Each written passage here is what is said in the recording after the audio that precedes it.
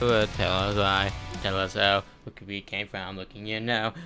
Zuckerberg, Gates, and Buffett. Amateurs can fucking suck it. Fuck their wives. Drink their blood. Come on, Jeb. Get him, dude. Oh my god. Am I bothering today? I think I did way better than I did last week, but I couldn't do the one I couldn't do last week. There was what's fucking irritating is that whilst we were there, they were actually like making new climbs, and the way they do it is that they fuck around with ladders to build in things. Then the way they do it is they move the ladders out of the way and attempt to climb it, and if the pros can't do it, they have to fix it or something. But if they can do it, they leave it up. And we saw someone fucking fell. But what's sad is that there were like a massive area where it was one of the jumping ones I really wanted to conquer that one today. I really wanted to. But they fucking got rid of it, bro. But the one they didn't get rid of, I tried to do, but I did better than I did last time. Guarantee you I didn't do it all. But I climbed up. That was one of the first ones I tried to do, to be honest. But I did... I even did a level 4 today, which is... What the fuck? I struggle to do level 3 sometimes.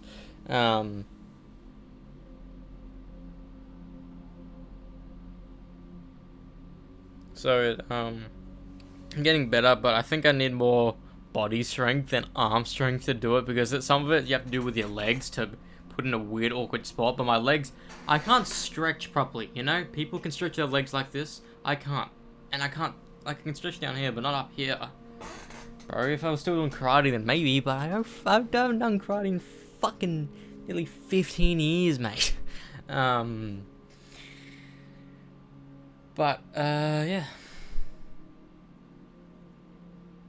And I'm late. It's nearly midnight, I know.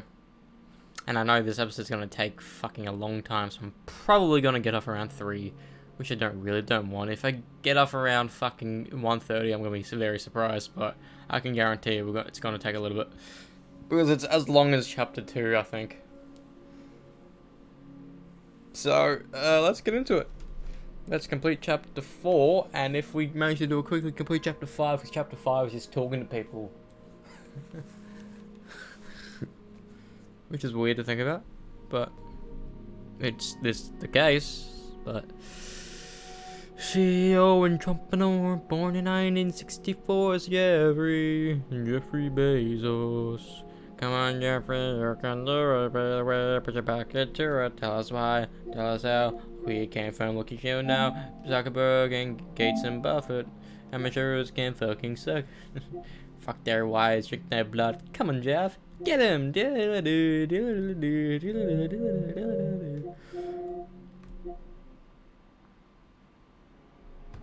It's weird playing a game that doesn't have a PS Profiles help sheet. It's bizarre.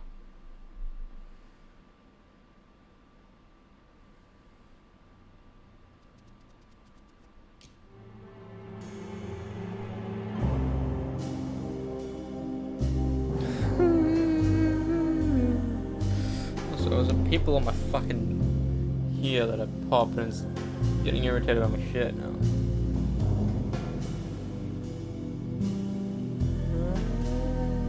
Remember, I watched Lucifer fucking God knows how long ago now. I finished like the day after I finished Lucifer, the final season, was the day I started the Arrowverse, so it's a long time ago. But I remember I was watching, like in season 3, I watched 3 episodes a night. That's how I was doing it. But I'm glad I do like focus on one episode at a time. If you do multiple episodes back to back, you forget the episodes. Especially a show you don't really care about, and you just want to watch something.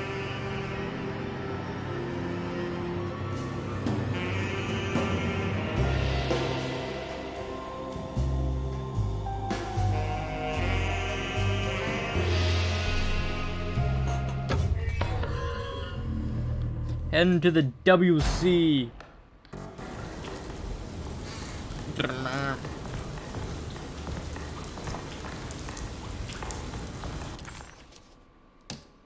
Okie dokie. Comby never thought he'd be so happy to be back at Derceto. It felt like he had crawled through a long, dark tunnel of misery and regret. Now that he was back, Comby could look into the steps mentioned in the contract. But there was one thing that gnawed on him. What exactly did this have to do with Dr. Gray? Dr. Gray. Heading to the WC. Where's the WC?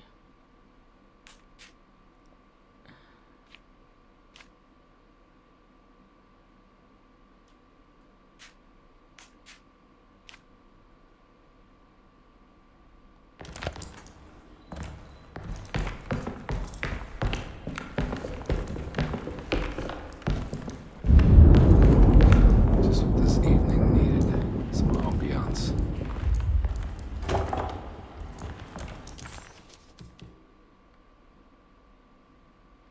So I'm gonna go down. I don't know why, that door was open before.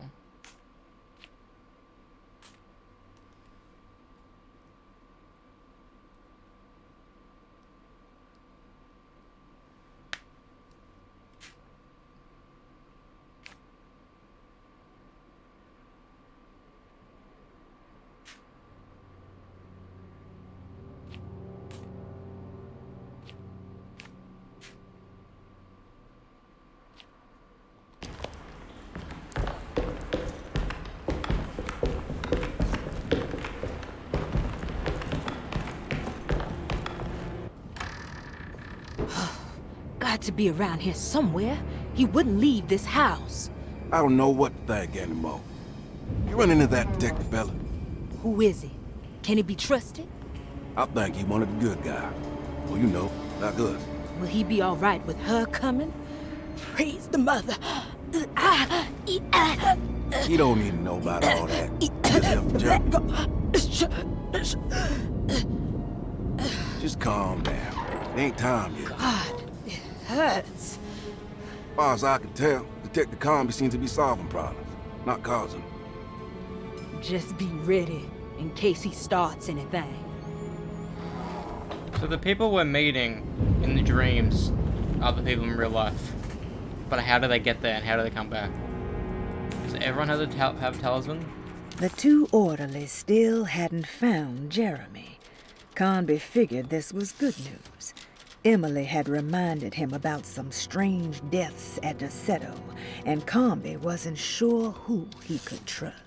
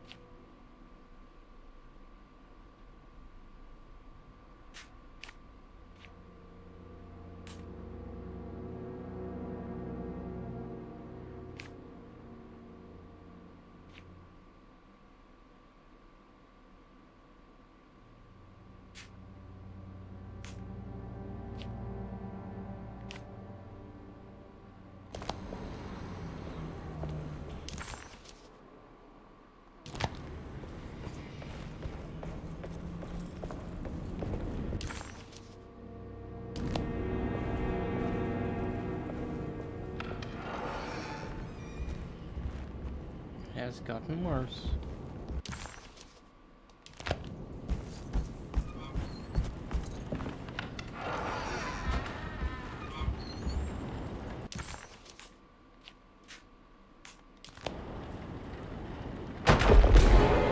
Christ, what the hell was that?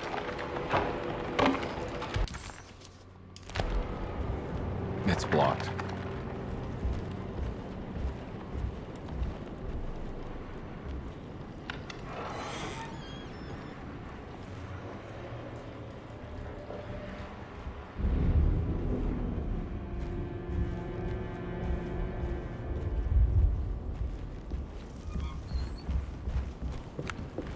Can't believe what happened.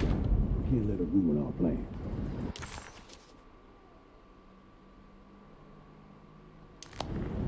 coming in and fight. You don't have to worry.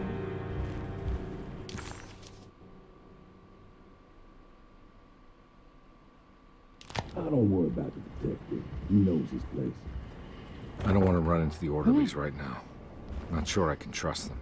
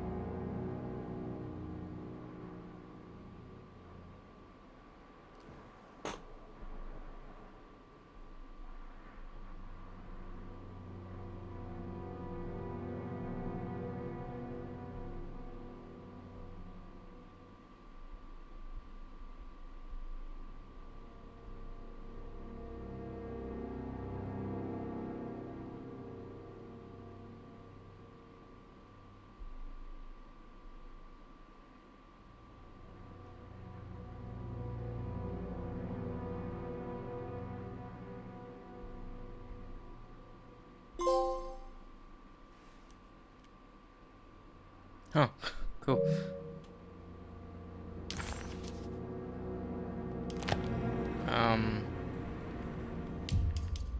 I generally don't know if I am meant to be here.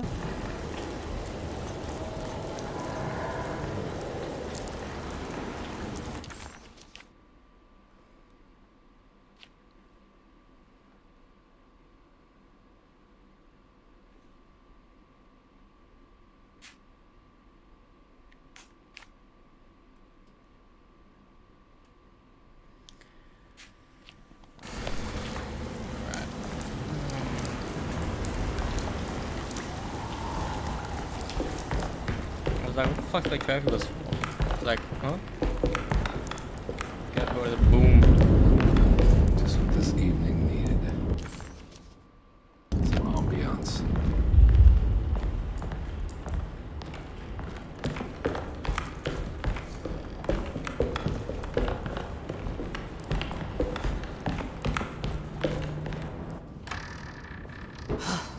Got to be around here somewhere. The two or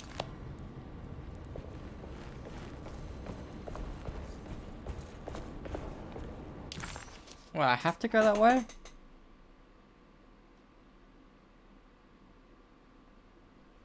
Fuck. Okay.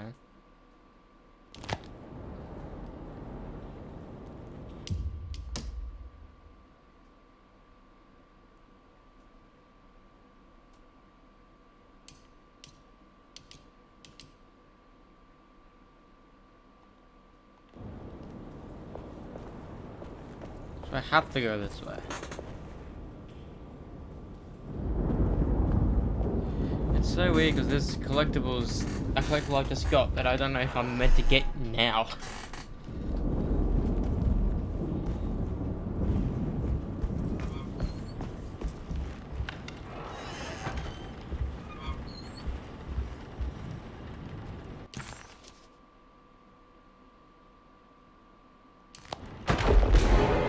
Christ, what the hell was that? It's blocked.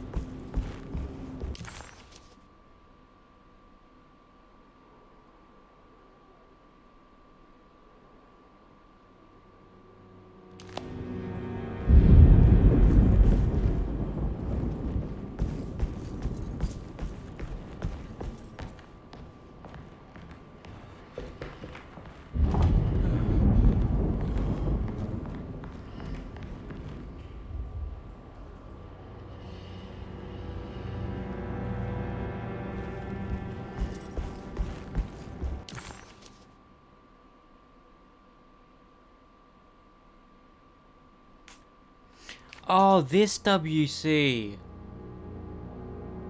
I thought I was trying to get to that one. Fucking dumb.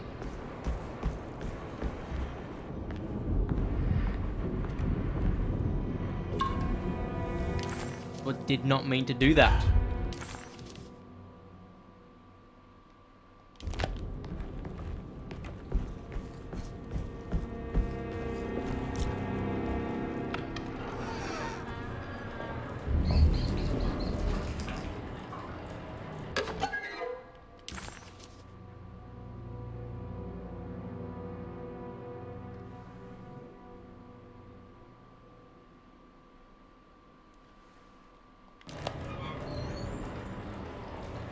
I don't like that shit.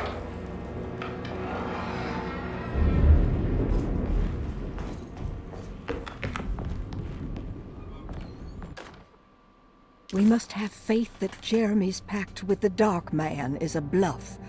If we are lucky, our visitors will find him and prove it's all nonsense before night falls. What is true is our attempt to call on her. Too many things have happened for this evening to be in vain. Think of Jack and Cassandra, even Perosi, whose circumstances I can't understand. Grace is a goat without horns. She knows it and will play the role. You must talk to your brother, Batiste. I worry that he will fail us. Mrs. Thompson.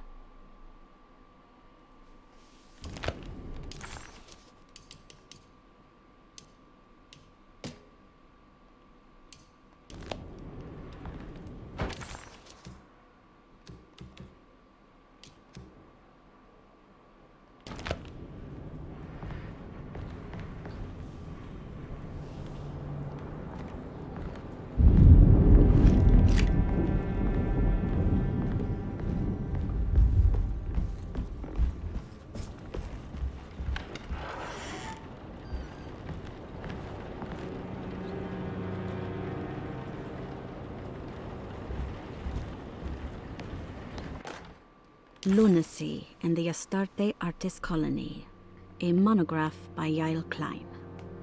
In early 1909, the old Derceto plantation outside of New Orleans was turned into an artist's colony. 3 famous European artists rented the house and the surrounding land from the owner, the Ledoux family. The colony was chiefly run by Sebastian Cortez, who was playfully dubbed the captain by his collaborators, William Arges and Heinrich Kassel.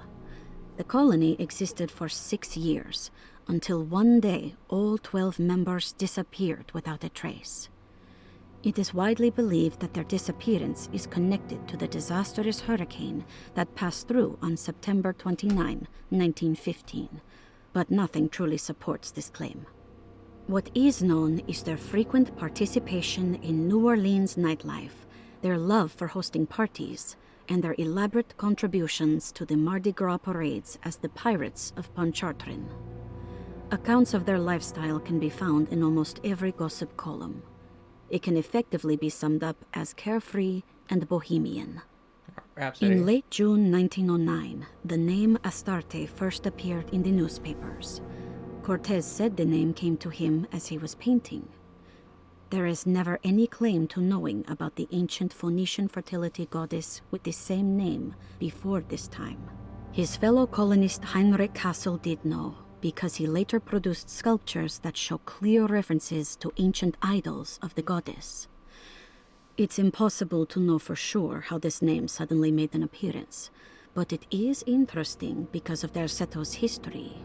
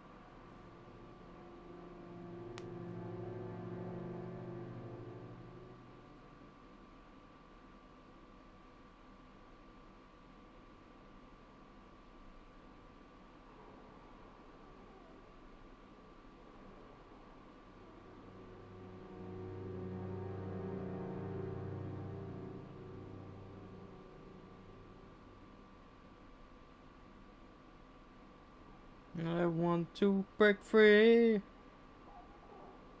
Radio Gaga, Radio Goo Goo.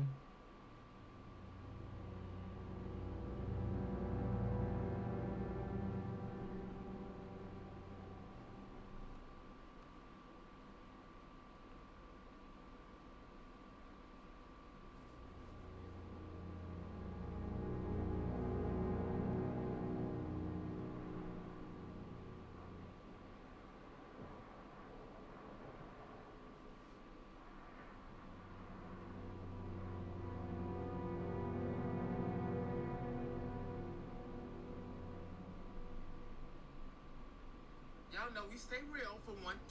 We stay lit. That's what we gon' do. And people, this one crossed the line. You already know what it is, what it does, how it stays lit, goes down the realest Roman cannon in the world. People, shout out to the one and only. Listen, you know we don't play no games right here, so don't play with us, boy. Today, I am back with a crazy freak. I'm just gonna be real with y'all. I'm looking at the thumbnail, and I don't know what I'm signing up for. We got Infant Annihilator with a song called Blasphemy. I don't even know how to say blasphemy. That's how we gonna say it. People, I'm about to cry because I don't know what I'm about to get into. We gonna hop into this video. This one came from the Patreons, people. I don't know. This might be the scariest one of them all. We gonna hop into this video. Get well acquainted with the links down in the description. We got some 5 new merch on the way, as well as some fire drip from KRKC, as well as the Patreon and the PayPal links to help keep these videos coming at you daily. But first, hit that subscribe button for me real quick. Click that bell for me and select all.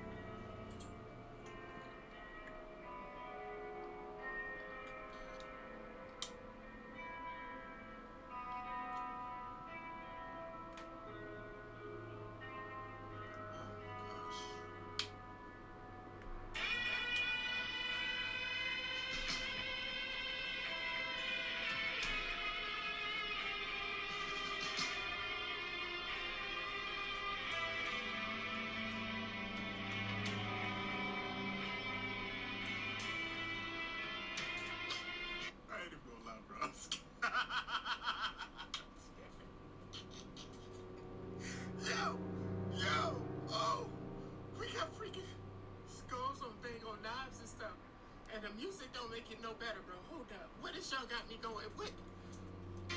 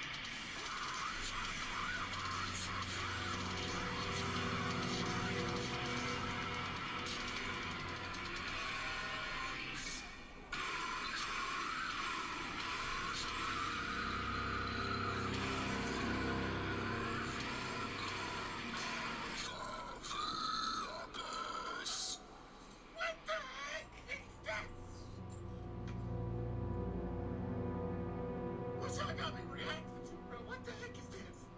Oh, I felt it in my chest. It was like he was in my chest. Hold up. Let's get back into it. Oh, man. Come on, man.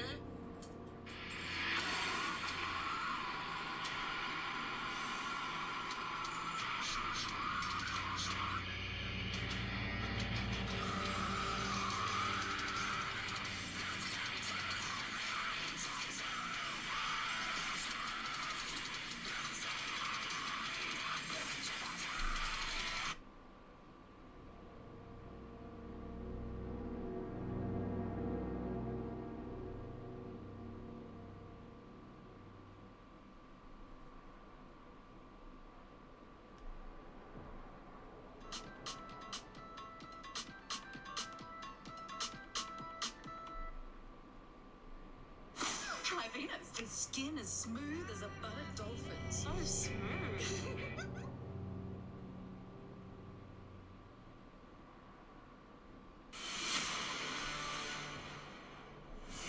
You already know what it is, what it does, how it stays lit, goes down, the realest run channel in the world, people. This is alive. Okay, we gon' We have one more song for you tonight. Right, these cussers got crazy. Would you like one more song? How many people out there? Then I need to know. Are you ready to go down in history with us? One more fucking song. Hold up. What am I doing, bro? I'm feeling like I'm into this thing with everybody, bro. I'm getting my game face on and everything. Hold up. Let's go. Hold up. Then the time has come to make the fucking mess. It's time for all of us to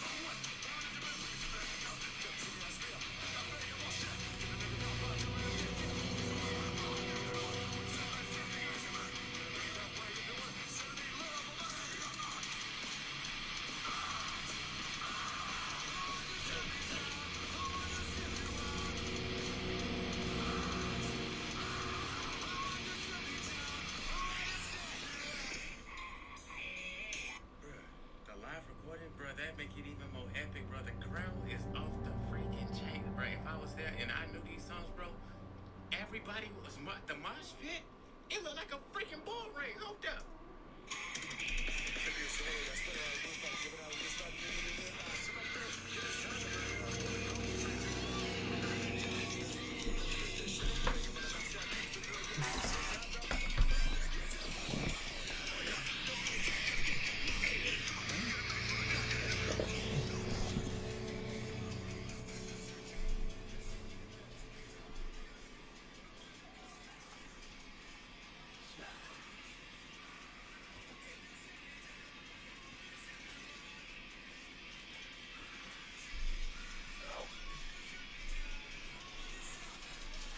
one more time. Make some fucking noise, man.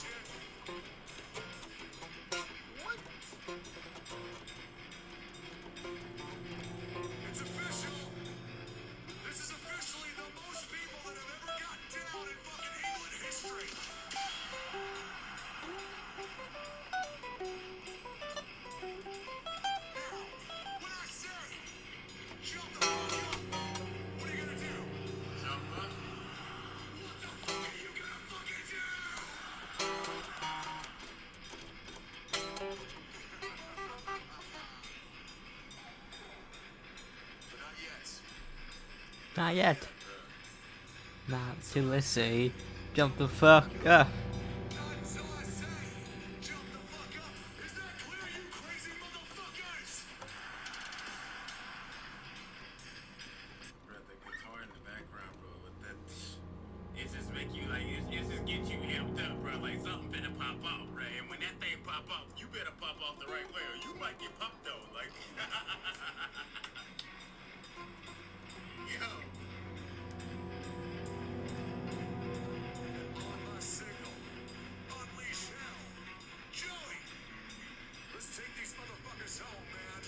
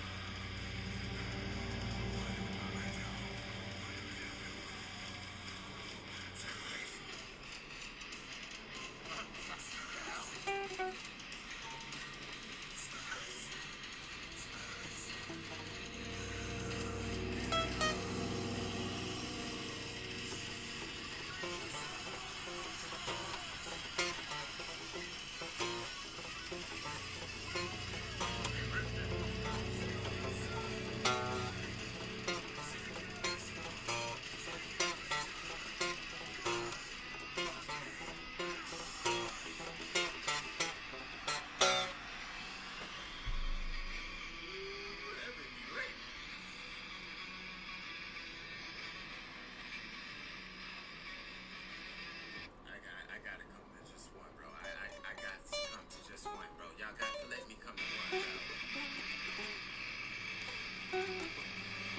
Slipknot. Right here on Two Lit Mafia again. Slipknot right back here on Two Lit Mafia, man. Listen. About time I set this record day. Bring straight all the needles. Me, I should learn the kilometers. What I'm gonna do in the next 5 years.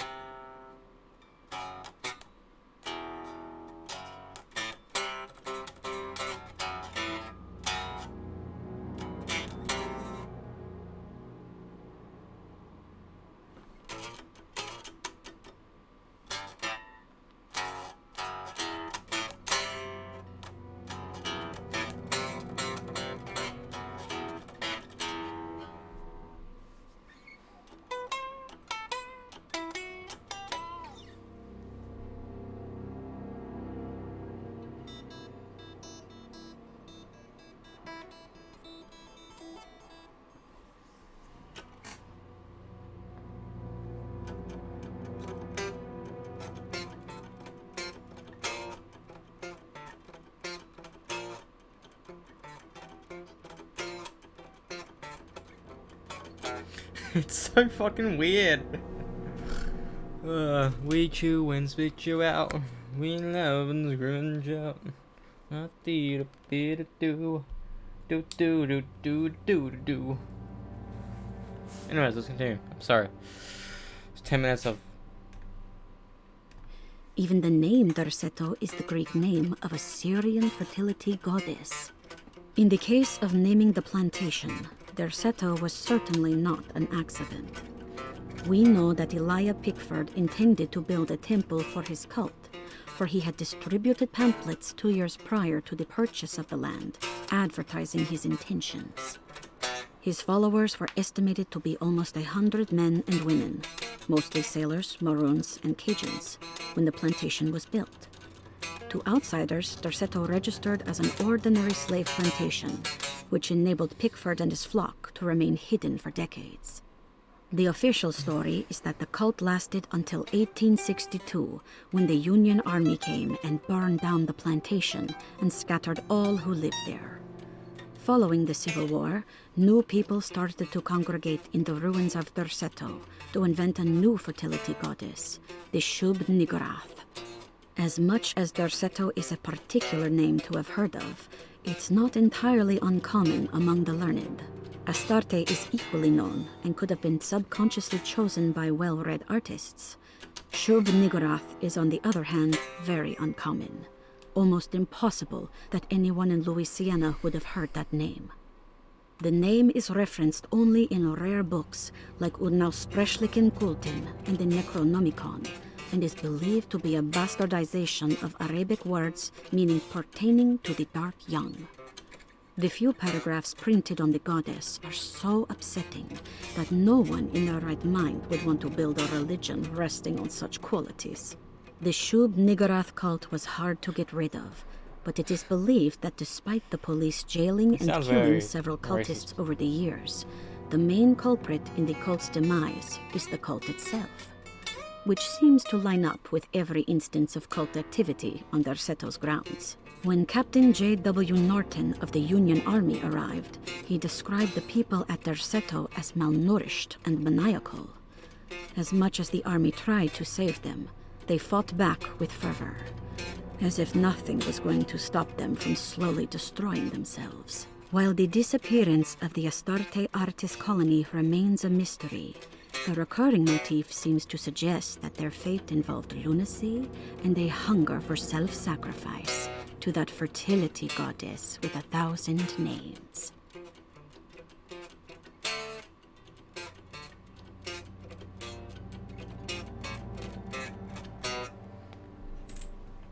Fuck me, Kirk. Why do you write such wacky riffs? Like, how do you just write a riff that intricate to play? Like, that's one of the most intricate riffs I've had to... I've tried to learn it fucking in year 9, and I couldn't. And here's me, fucking 2023. That was 2017. 2024, I should say. And I still can't fucking do it.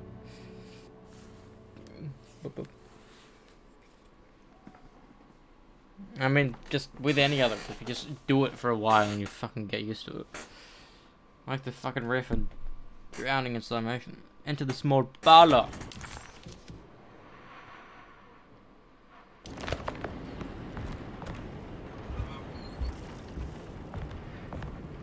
Chew and spit you out. We laugh and scream and shout.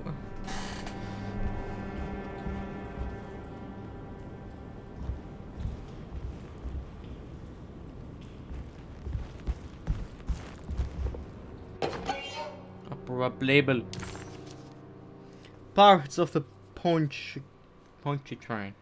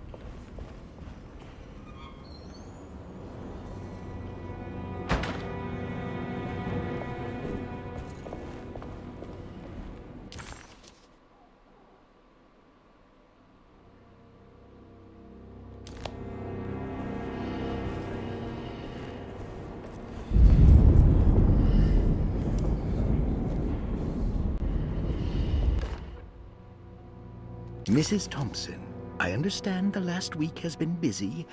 Under these circumstances, I find it important to remind you that Derceto's concerns are not a public matter, nor is it something that should upset you. Please continue your excellent work, and don't spend a thought on the death of Perosi, or, more importantly, the suicide of Cassandra Beauregard. They should mean nothing to you or the staff. I rely on your loyalty and trust that your close kinship with the Tabois siblings will keep Derceto's secrets hidden. Dr. Gray.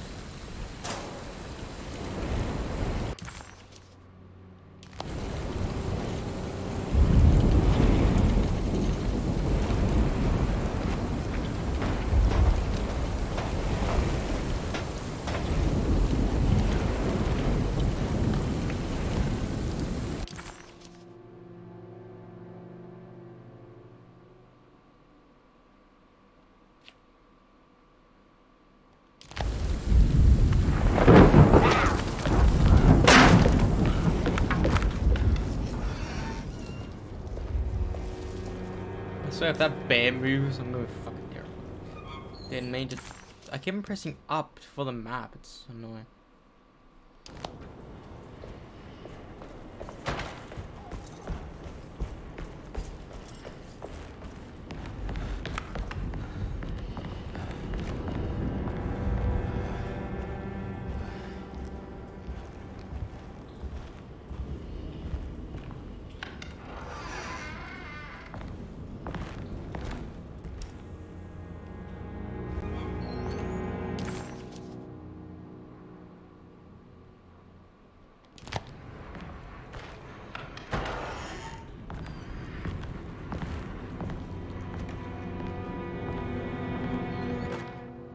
Detective Comby, I'm terribly sorry that my niece has pulled you into this mess.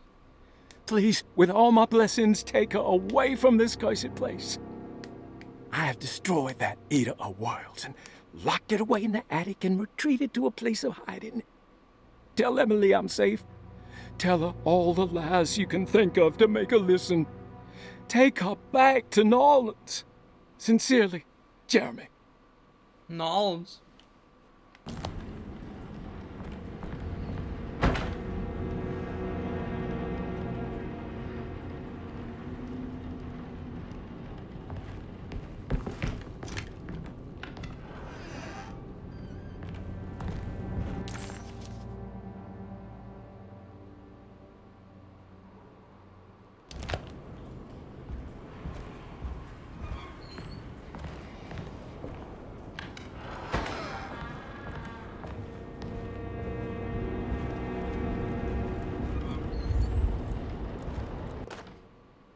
Brother, I need you to trust me. This is the most important moment in our family's history. I know you have doubts and that the terrible Mama Loa told you lies. I would never betray you. I promise. Lottie.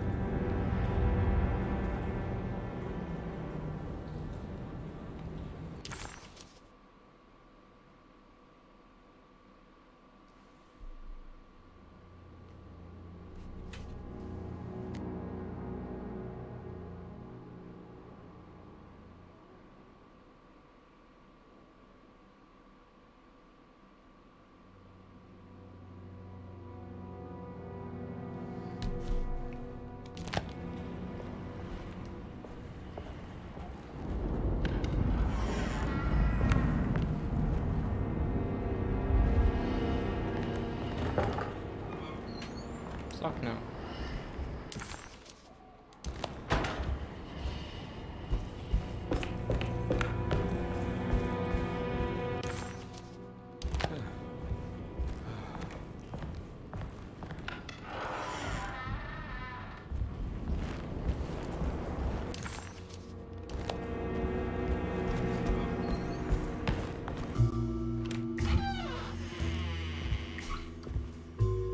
Detective Conby. Good to see you again. Solved your case yet? I'm trying. Hey, Grace, you okay? Oh, she is just peachy, Detective. Are you looking forward to the Feast of St. John, Grace? I can't wait. Kids, ain't they great? What exactly are you planning for tonight? Oh, not much. We eat, we drink, we pay tribute to the wishing tree in the conservatory. The usual. Then why all the excitement? There is just something about tonight. Something's different. I think we all feel it. Besides, we got ourselves some new words for the prayer thanks to your buddy Jeremy. She'll come and turn the world inside out, and things will begin again. That sounds strangely threatening. You should come.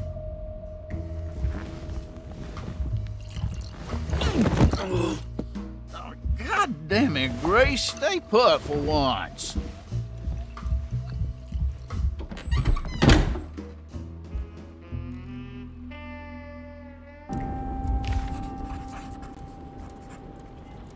McCarthy was a deadbeat. His mere presence annoyed Conby. It was like watching the worst version of himself mock him by simply being worthless. While Conby enjoyed watching the child outplay the drunkard, there was something terrifyingly familiar about Grace. It was taunting him, like he was supposed to remember, but couldn't.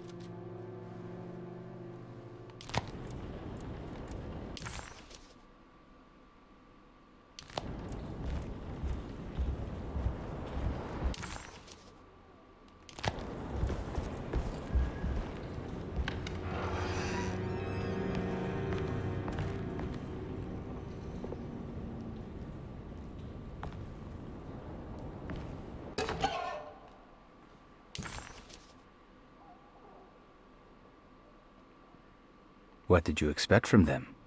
You created too much. There wasn't any room to breathe. Your reification rendered all possible worlds void. You took everything they could imagine and constrained it into something that you didn't even care about. Or maybe you did. Perhaps you cared the most of all. Maybe you tried to save them from themselves, and that is why you had to die.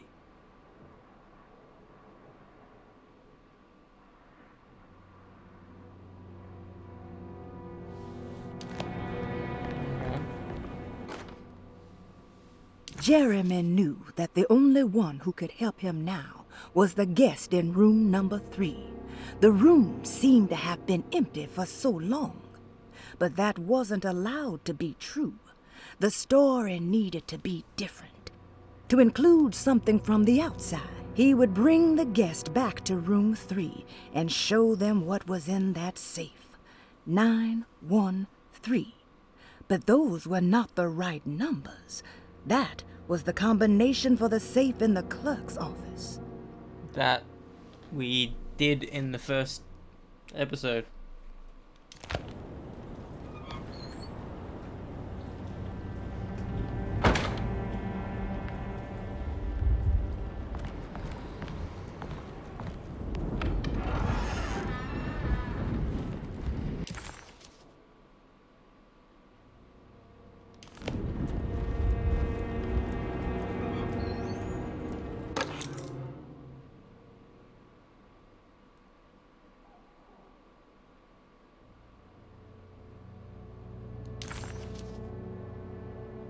Better hold on to these. Wouldn't want them to get lost.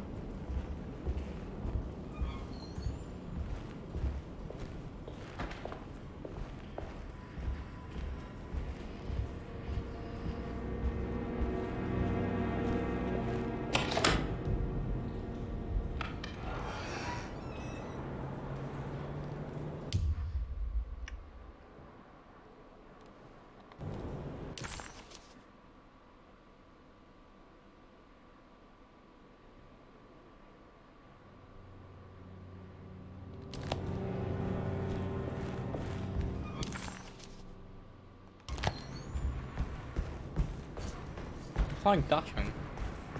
On the pirates.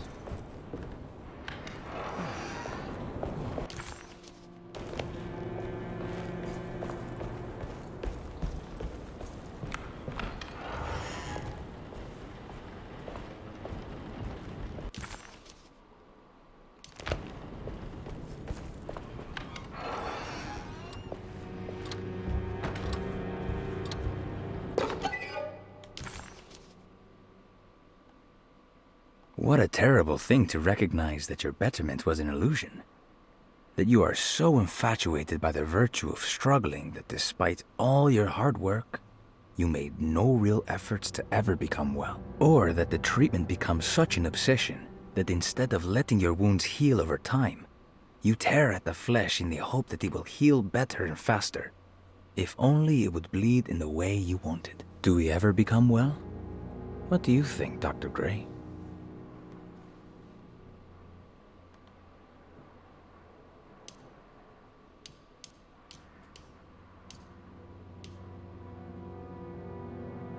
I sound like I do not disturb before. I don't know if when we're gonna get this, but I got that accidentally before, so.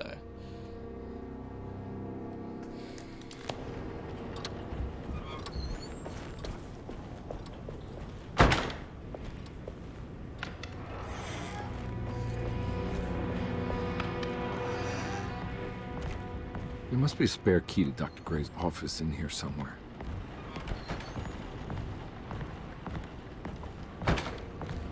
I don't have the combination for this, but maybe Jeremy did.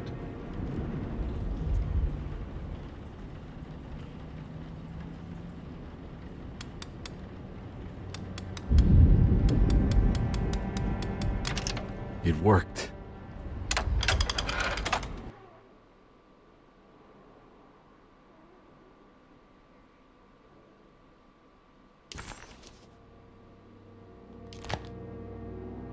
The last guest in the empty room suffered from severe maladaptation. I must write this down, because if I understand the condition sufficiently, it could make me deny this fact at a later date, and there is reason for me to think I may come to suffer the consequences from this dysfunction, as some who came in contact with the guest seemed to adopt a new worldview in which everything was predetermined but broken. Upon accepting this worldview, some memories became unmanageable and later rejected. I do not know what this means. I cannot even remember the fate of the guest. I think they were simply misplaced one day and forgotten. Just like all documents pertaining to this guest, they have all been destroyed, or they never existed in the first place. Who wrote this? There has never been a guest in the empty room.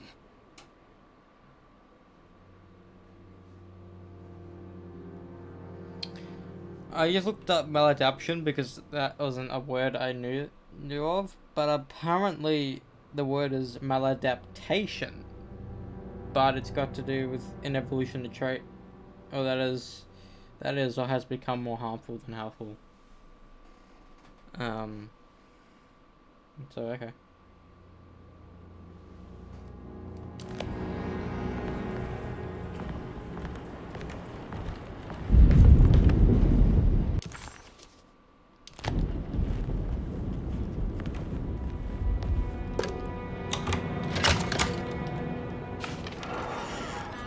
Dr. Gray was somehow mixed up in this business with the Dark Man, Detective Comby decided. He had to be. Either Dr. Gray was using the idea of the Dark Man to manipulate and torture Jeremy, or the Dark Man was an actual powerful being possessing Jeremy. And in that case, Dr. Gray was simply a stooge. Maybe both could be true at once. Comby felt his mind racing in all directions. No matter what, he had to find a way to break the pact. That was what Jeremy said was needed. It didn't even matter what was true or not. If Jeremy wouldn't leave Deseto before the contract was broken, then Combi had to make it happen. He just wished the steps on the contract made a little more sense.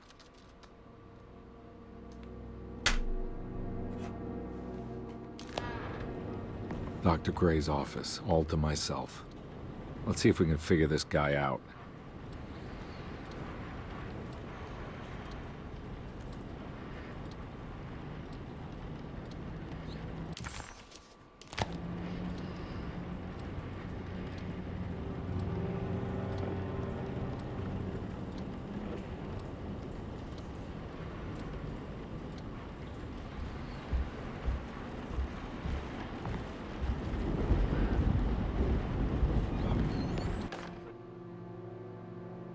I have finished tidying up Miss Beauregard's belongings.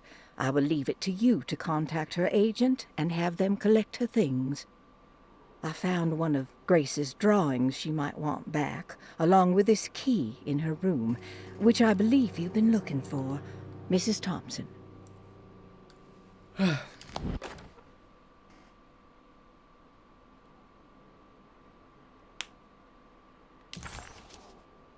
Ooh. Use that thing now. This is where McCarthy has hidden my favorite young. It's very important.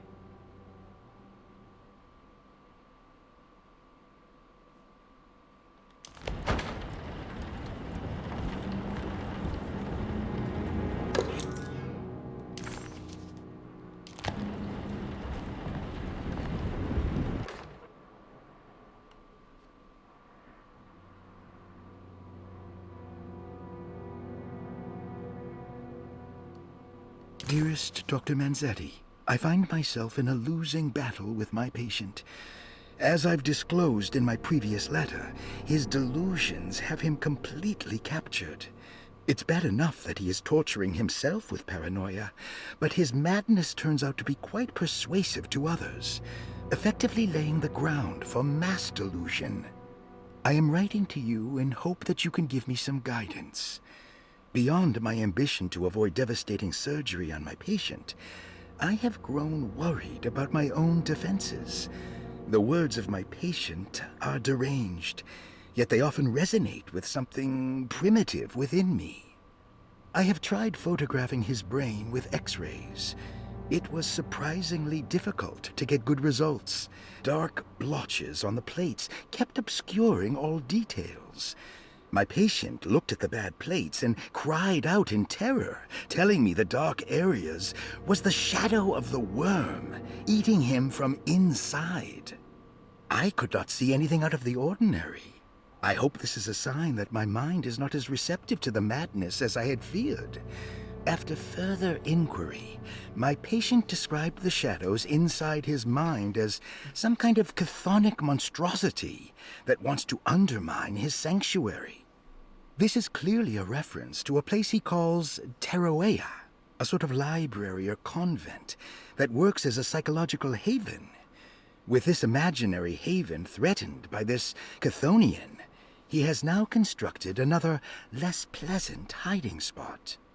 Lately, he has been bringing up a metaphor of a steamboat that has run aground, that he feels like he needs to start the engines and reverse, but he is afraid that the hole in the hull would cause the whole ship to sink. I've been watching him turn this metaphor into reality for the last week. He knows it's made up, but he is doubling down, trying to make it a real memory. I feel certain that this is my chance to break through the barriers of his self-deceit.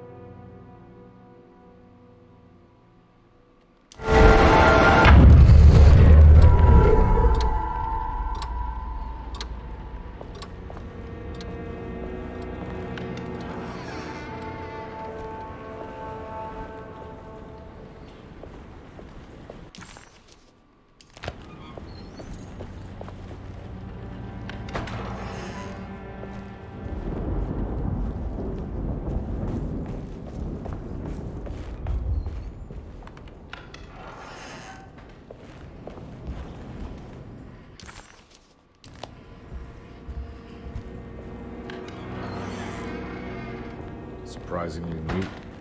Maybe I've been selling that old barfly short.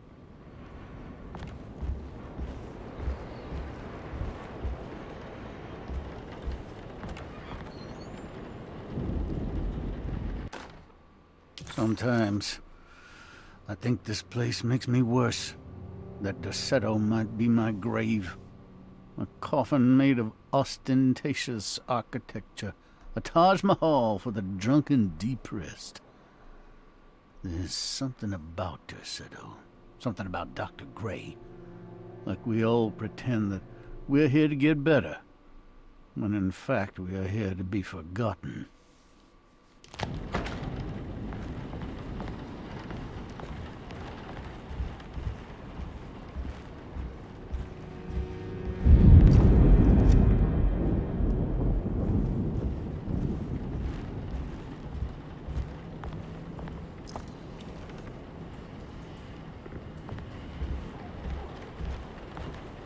Looks like McCarthy has something hidden inside.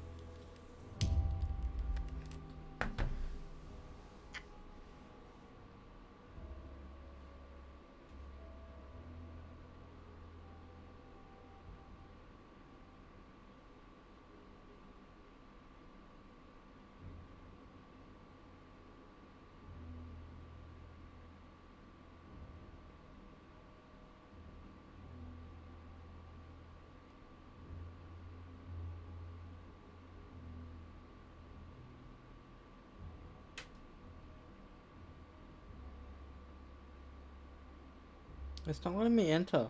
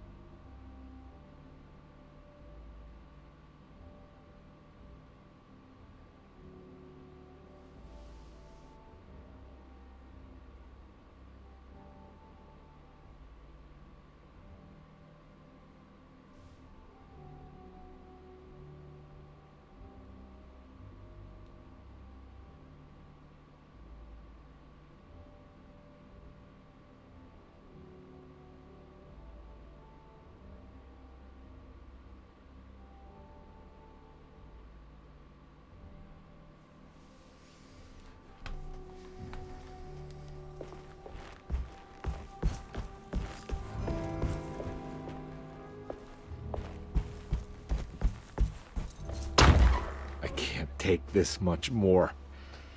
This has to end.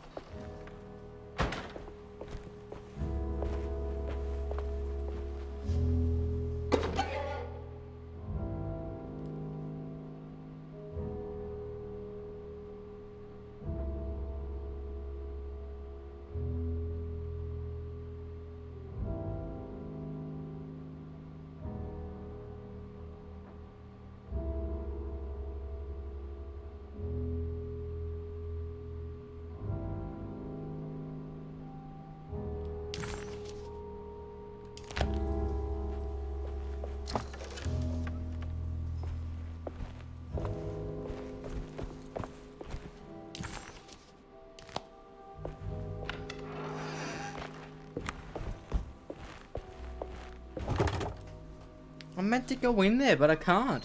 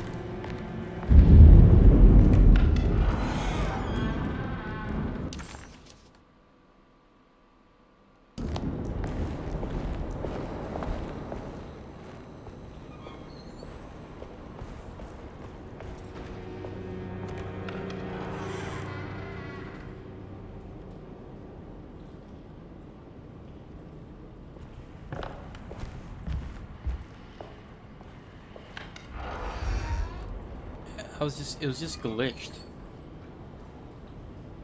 I think.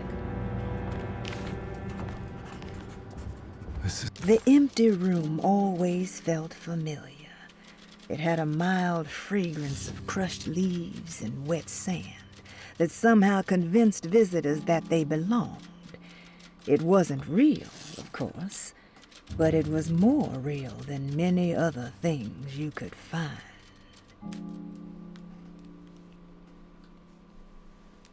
My room.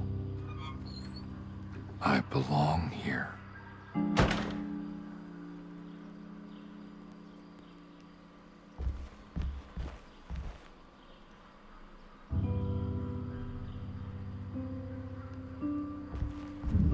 I know the combination. I carry it with me.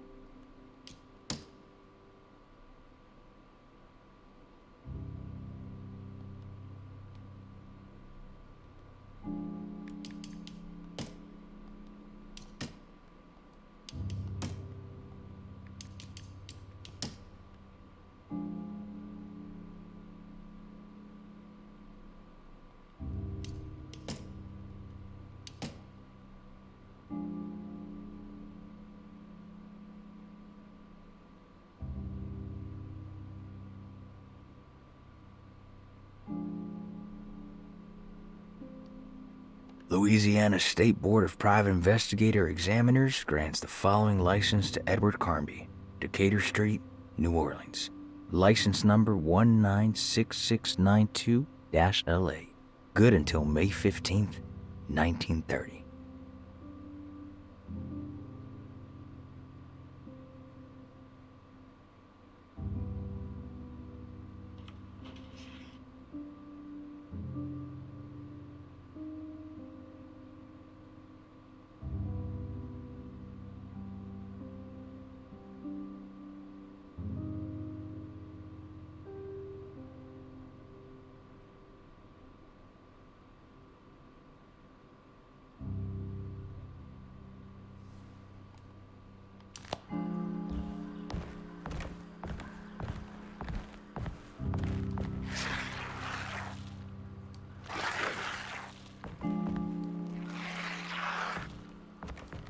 I know that number.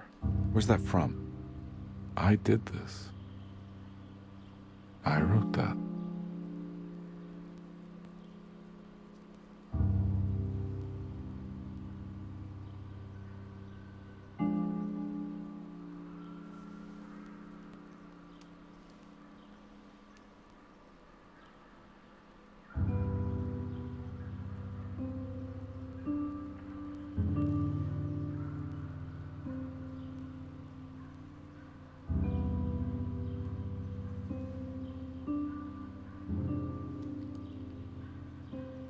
So it's not those numbers. The numbers are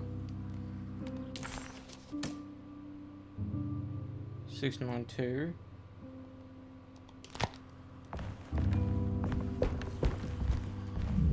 So if we do like 6, 9.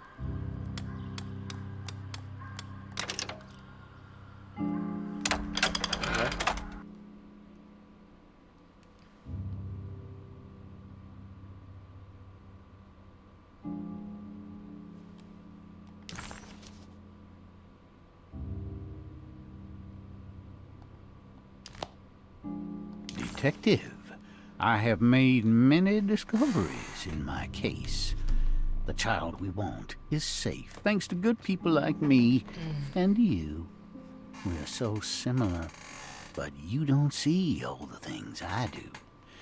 To find your man, Jeremy, you also need to look for the girl. It has always been that way. The young deliver us all. You should have a look in my room. There's a piece of the puzzle you will need. Take care now. My coffee.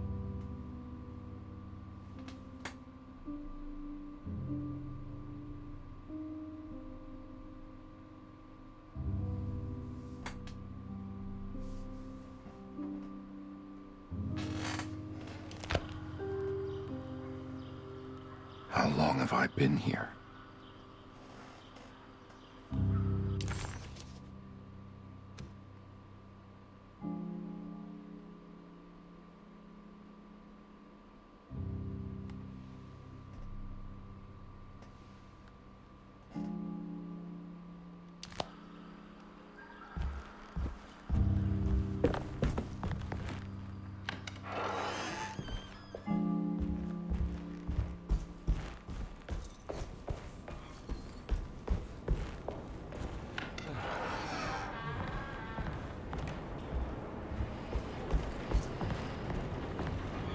Looks like McCarthy has something hidden inside.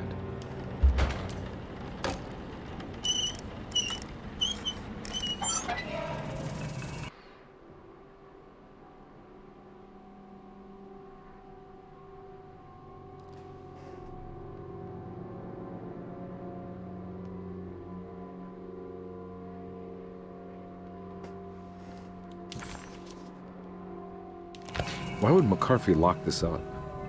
Was he trying to keep Grace from completing his shape? If so, couldn't she have just made another drawing?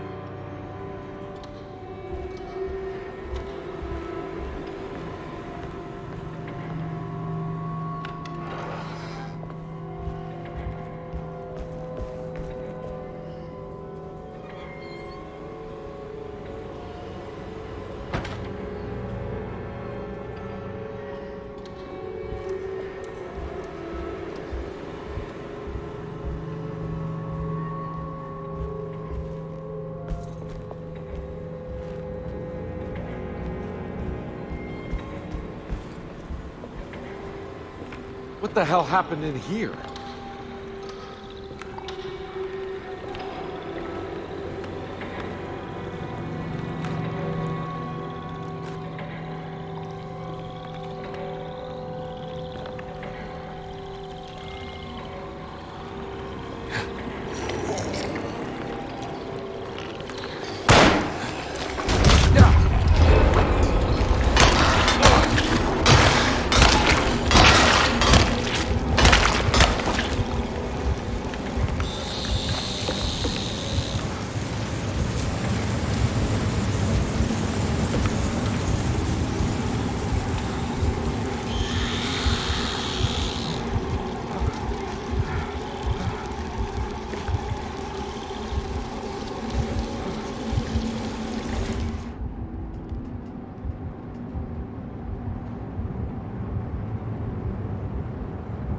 What?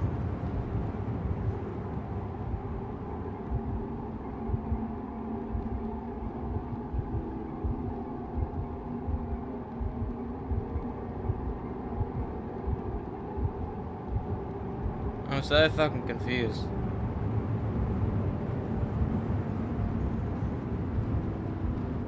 Why? Huh?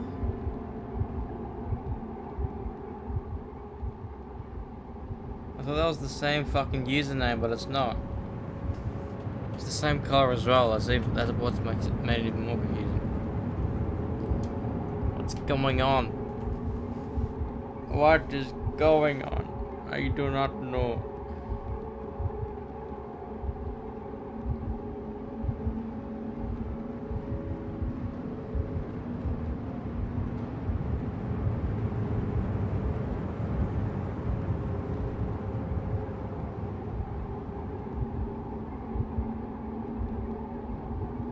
I don't even know who this person is.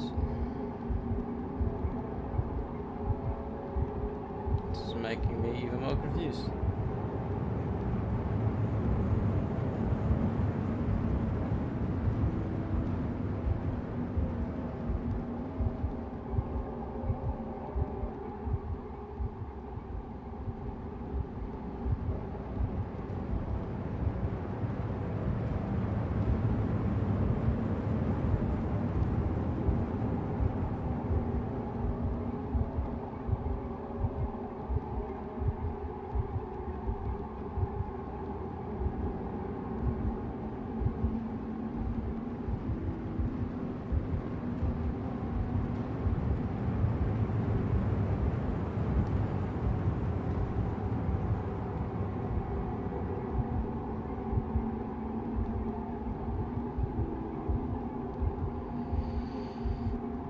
Confusing times is confusing.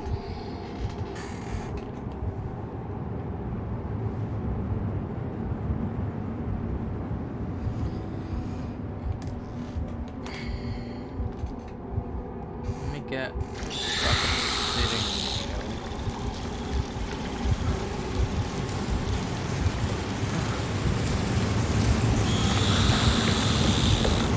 That's so fucking loud, bro. Shut up.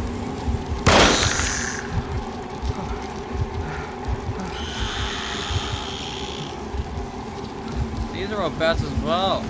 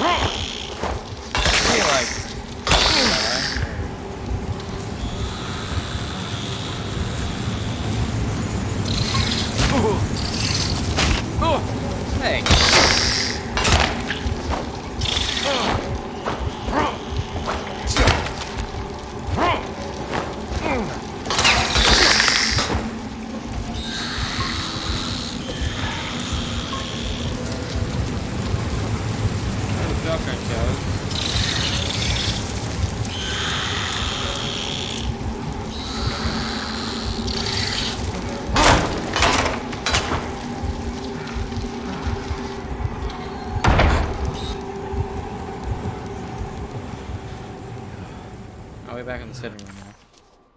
Yeah. Force back into the sitting room.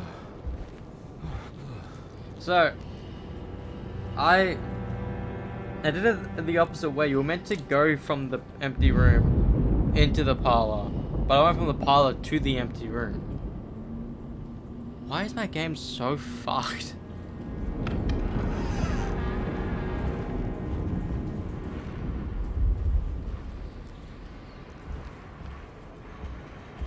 There's something missing. Yeah, fuck, put it in. The map for the Caribbean.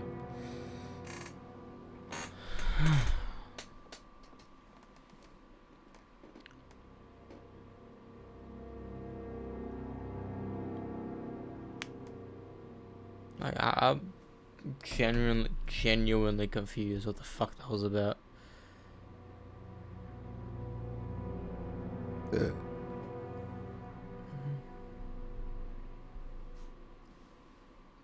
Who the fuck are these cunts?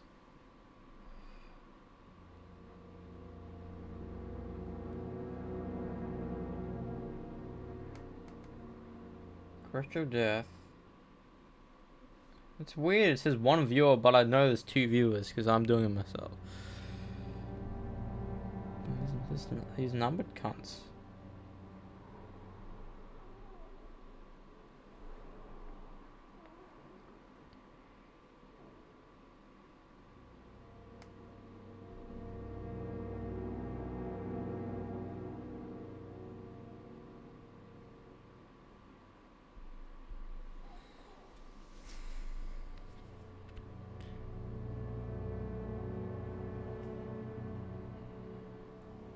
I am honestly very confused on what the fuck that is.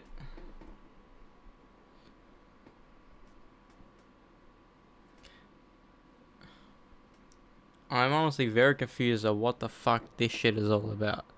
I don't know who they are. These are random fucking people who just jumped on the stream. I thought it was the same person because it looked the same. Because it was both orange and both had 88 on them. But they're two different fucking people. And it's almost like they're talking like they know me in person. Or know me from following me. But I don't think I've ever seen that name. But what's weird is that when people chat, you see that they're first time chatters. So,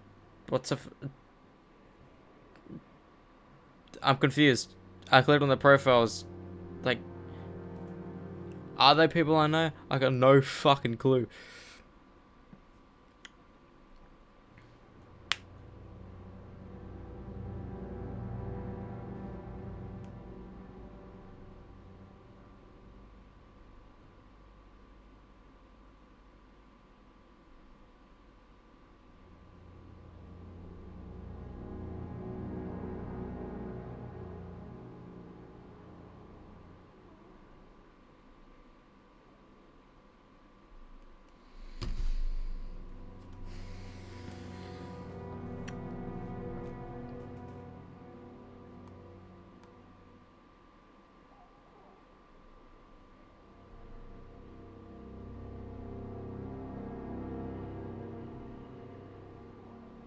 I feel like I logged me up a bit too early.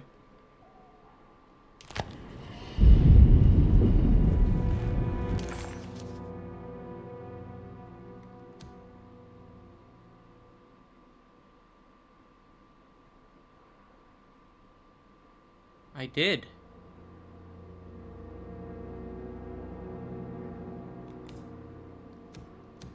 I fucking...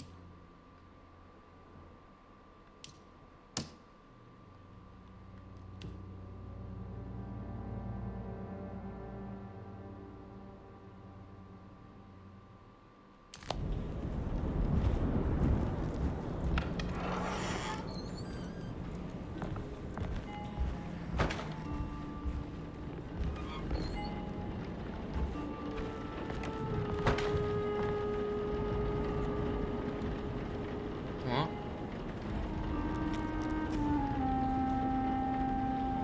Did you say Jack in the Box full? What?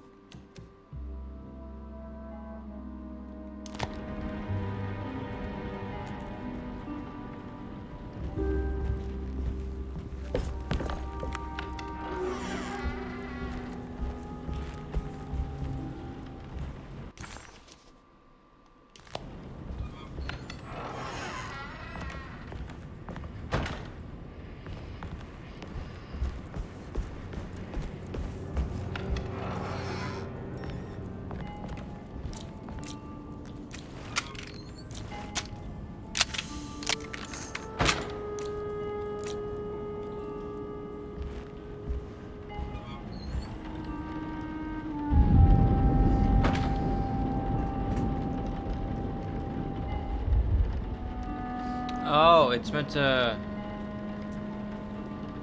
I see.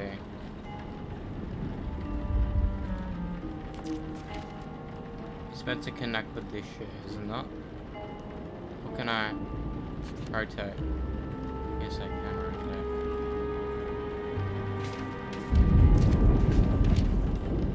That makes sense. Not really, it's upside down, but... Makes sense. Kind of.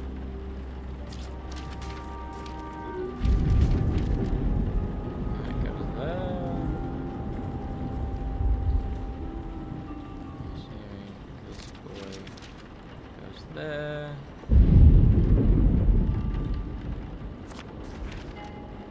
No, that doesn't fit.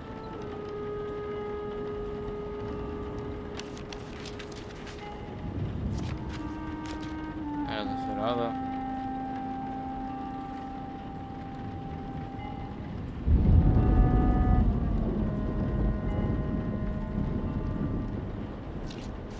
That fits.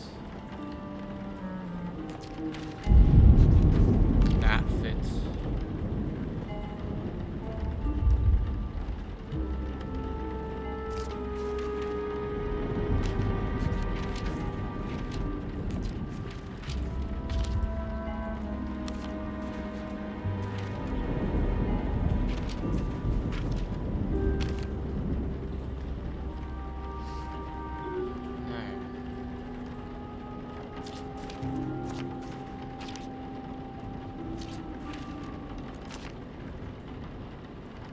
That has to be it.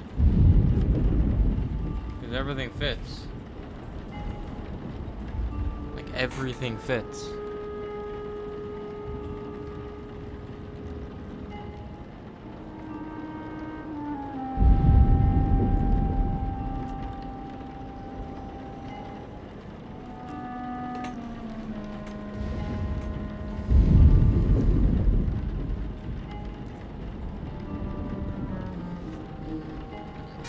Am I missing something?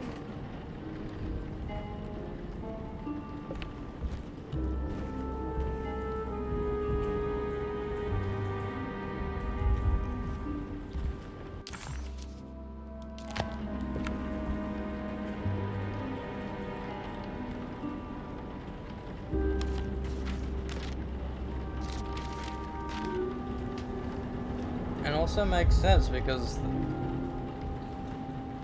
Wait.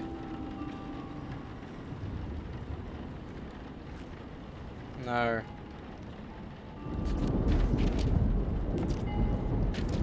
That fits. Yeah. Huh? What? What? Bro, you've done it multiple times.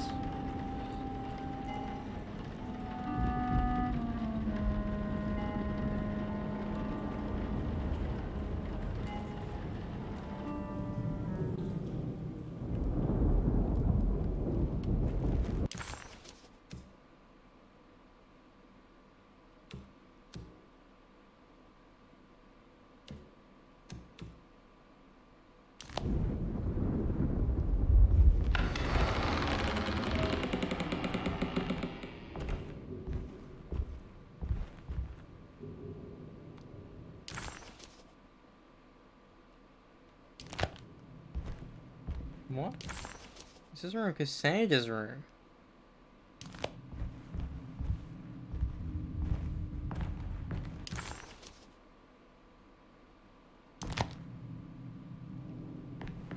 What?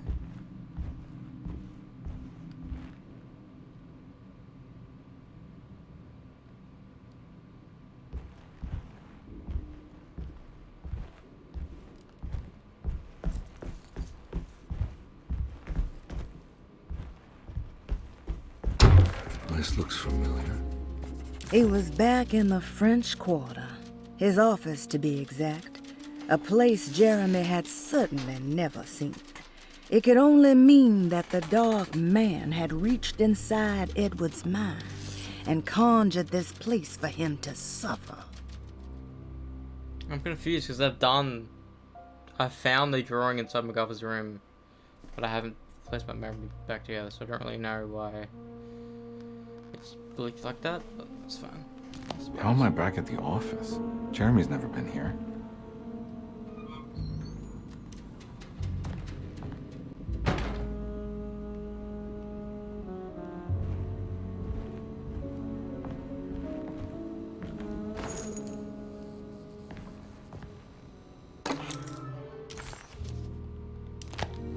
That's me, isn't it?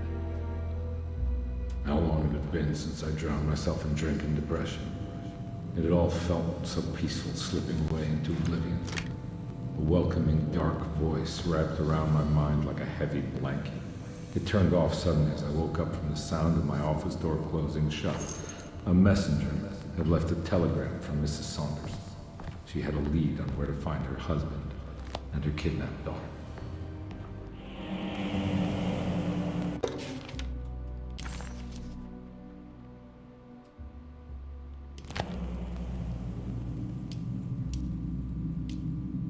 How's that there? God, I used to drink so much back then. When was this? Exactly. What case was I working?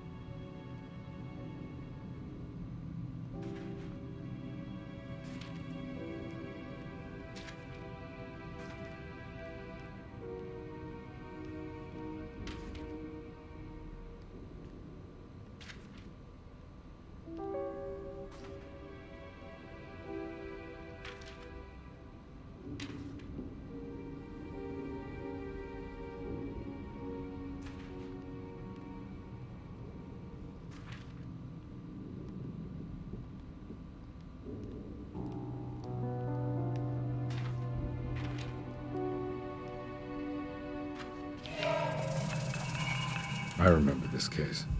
Some kid got taken by her father, headed out of state. But he had made a mistake by selling a painting that his wife actually cared about to a collector named Thornhill to fund his venture. That's how I tracked him down. At least I think so.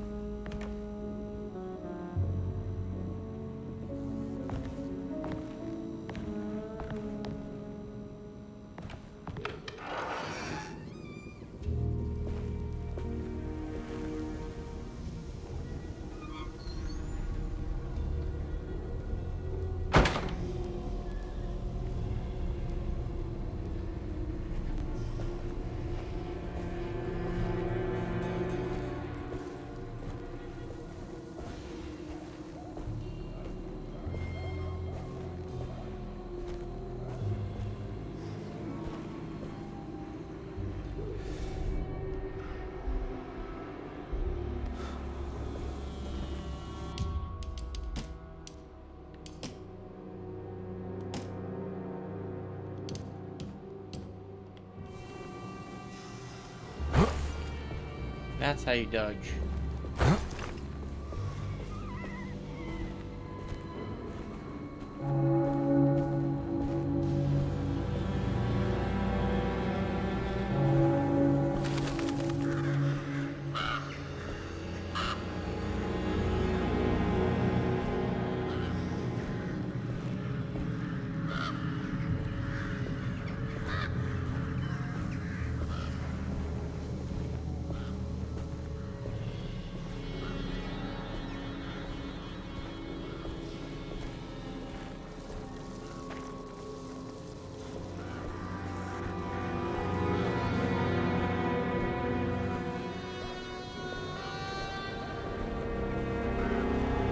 Thornhill wasn't a bad man, but he had principles keeping him from handing out information about his deals. So it needed some convincing.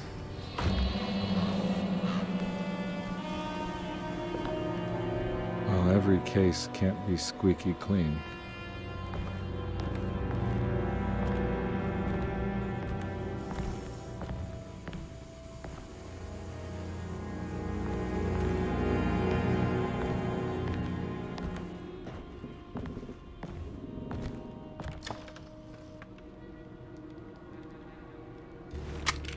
Really? Only 10? That sucks.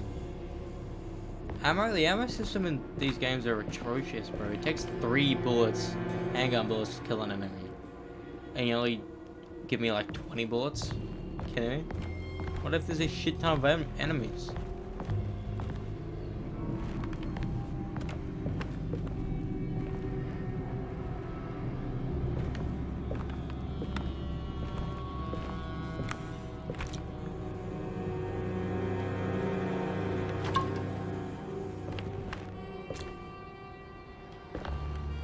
What's Emily's healing potions now? Mr. Saunders had sold a valuable painting to Thornhill, hoping the money would carry him to wherever he was going.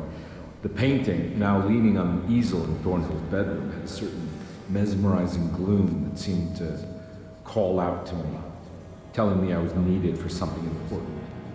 I felt myself falling into the painting, only being brought back by Thornhill, thrusting an address to a Hotel St. George into my hand and asking me to get the hell out.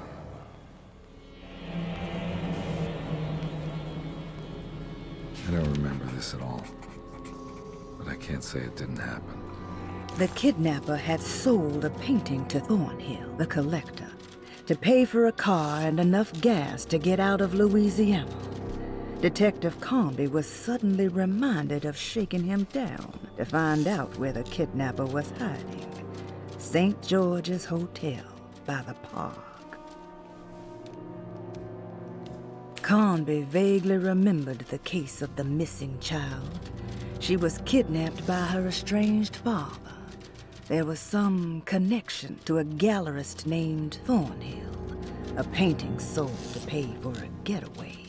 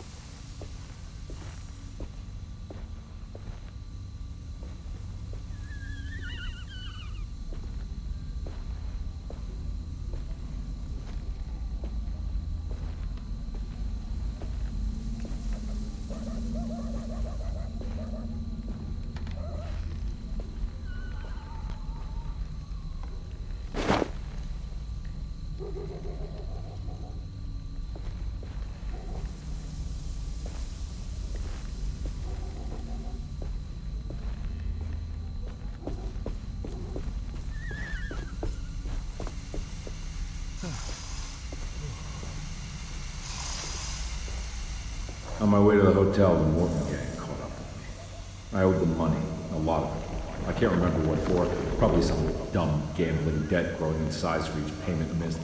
I punched one of them out, and I sent the others packing. It was a stupid move. Paid me back.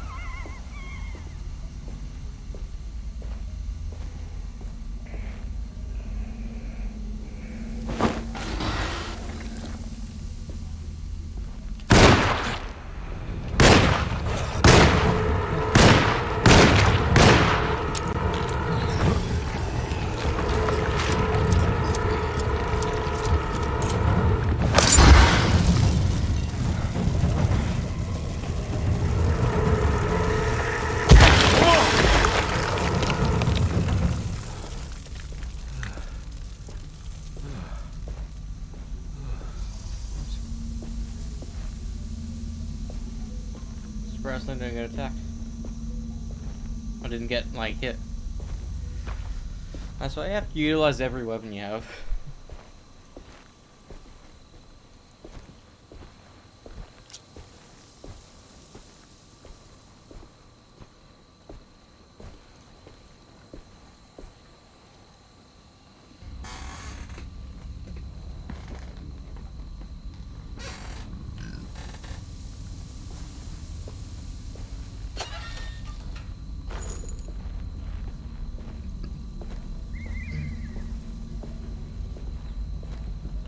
The soda.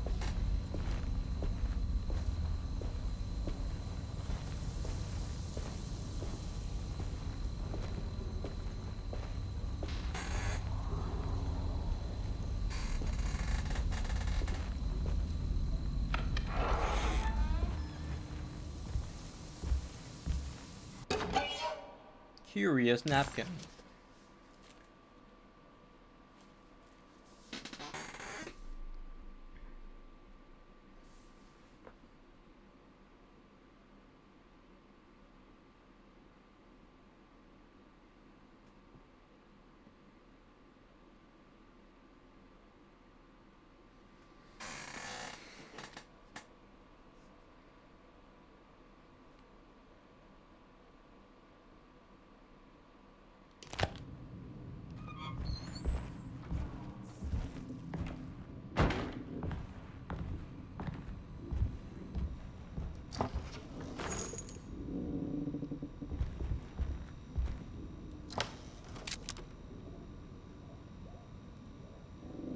I found him. In the hotel ledger, I recognized the handwriting of the signature, Ted Stryker. It was him. I could feel it. It was the kidnapper I was hunting. I put on my knuckles and hurried up to his room.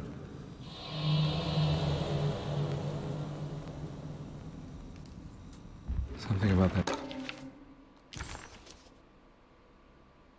The name Ted Stryker rings a bell. Feels vaguely familiar.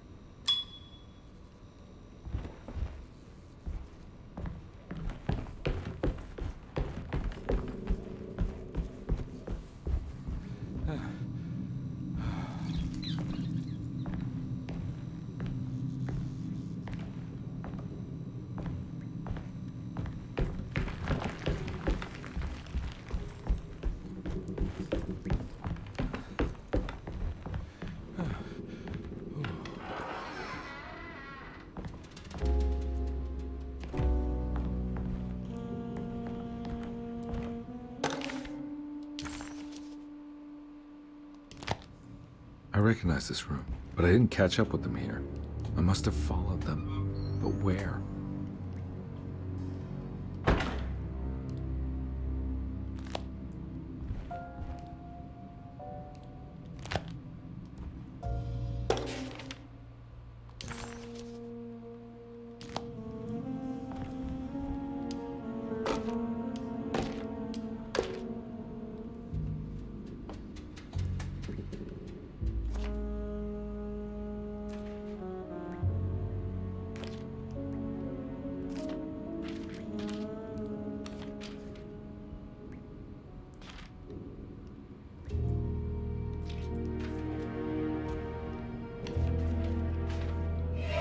That's right, he was running away, ditching his old life and marriage in New Orleans to find something better in Tallahassee. And he took his daughter with him against the will of the mother. That's why she hired me. But I stopped him. I caught up with him at the Pearl River Bridge. Detective Conby didn't recognize the bridge across Pearl River. It was firmly obfuscated by trauma. Events that had left Conby scarred for life.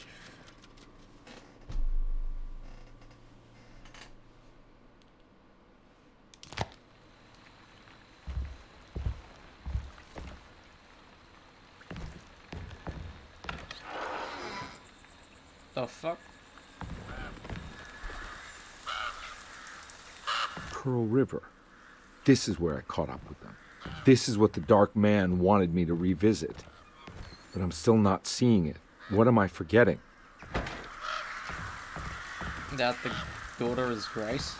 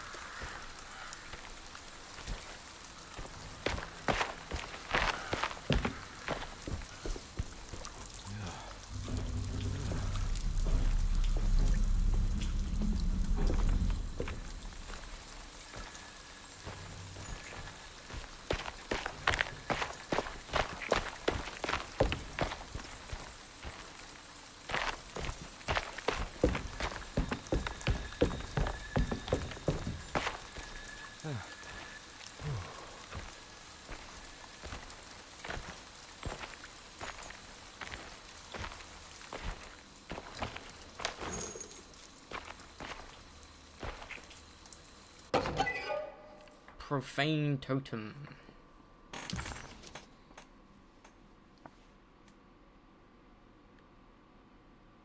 Edward had heard the whispers for years. When he lived in Brooklyn, it was only on rare occasions, like when he as a child climbed that tall tree in Central Park, or when he almost drowned in the Hudson River, trying to save his despaired mother. The whispers became more common as he moved to New Orleans, but still rare enough to be ignored. Now as he walks the halls of Darceto, he knows what is calling him. He doesn't want to admit it, but the dark young in the conservatory is telling him to sacrifice the Cabris and corn.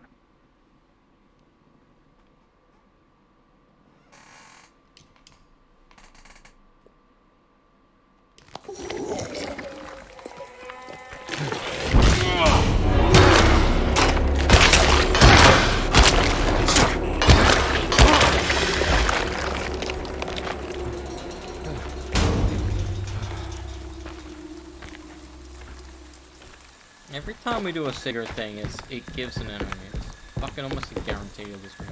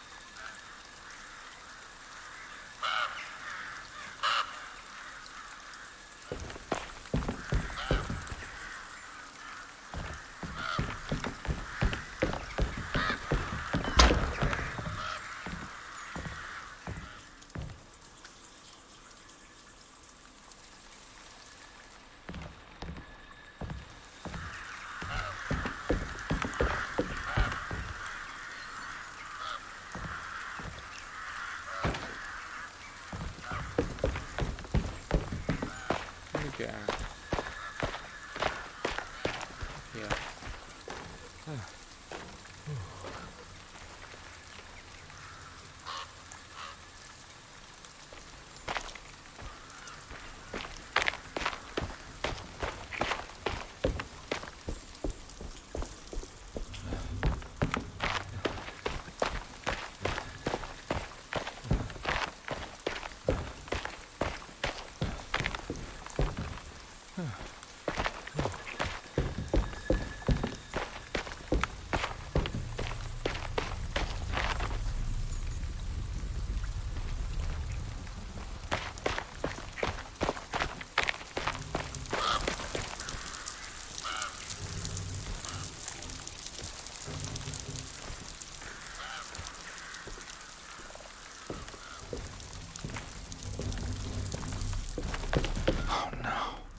It was her all along.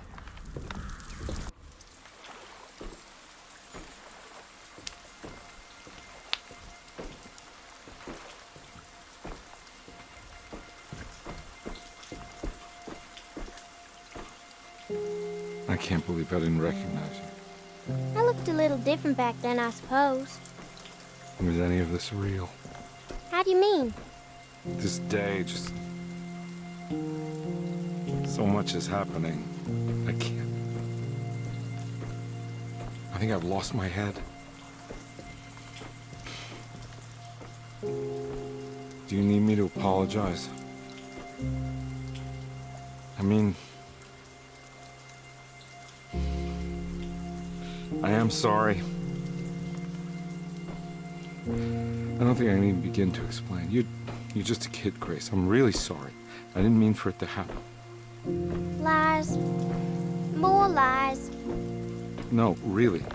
I thought I was being a good guy by handing you over to your mother. I didn't know. I couldn't have known that she wouldn't care about you.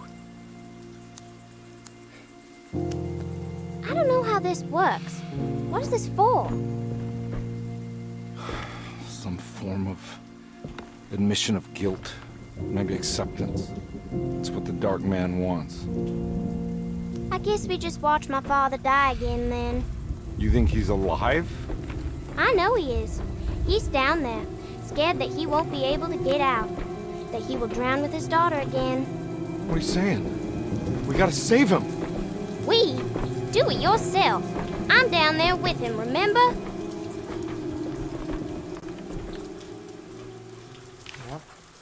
Comby had run their car off the bridge. He pulled Grace out of the sinking car, but left her father to drown. He could have saved him. There was time.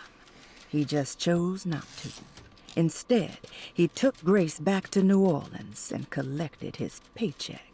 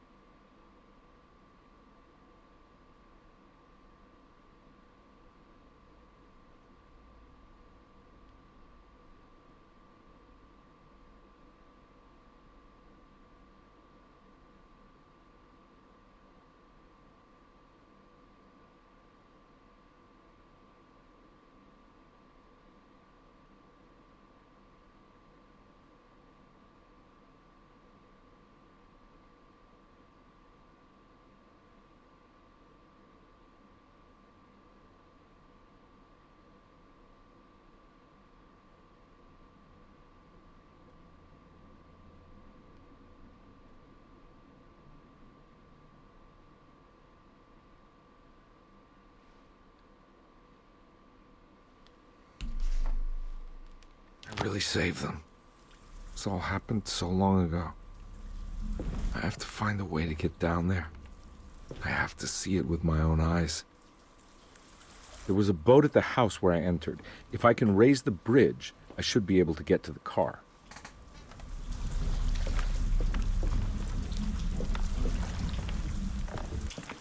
There must be a way to save you both, right? Why else would I be here? Maybe the Dark Man just likes it when you suffer.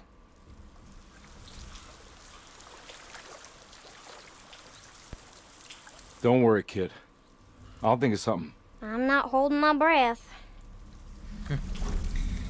That's fucking dark.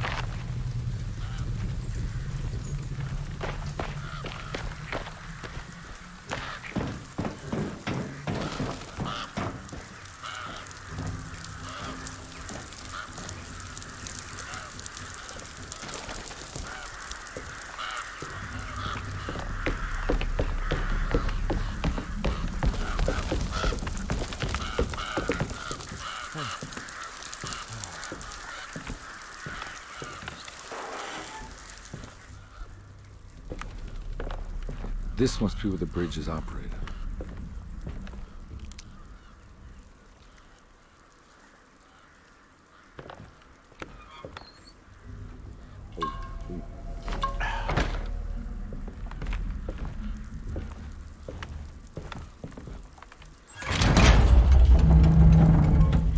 Nothing's happening. It's like something's holding it back.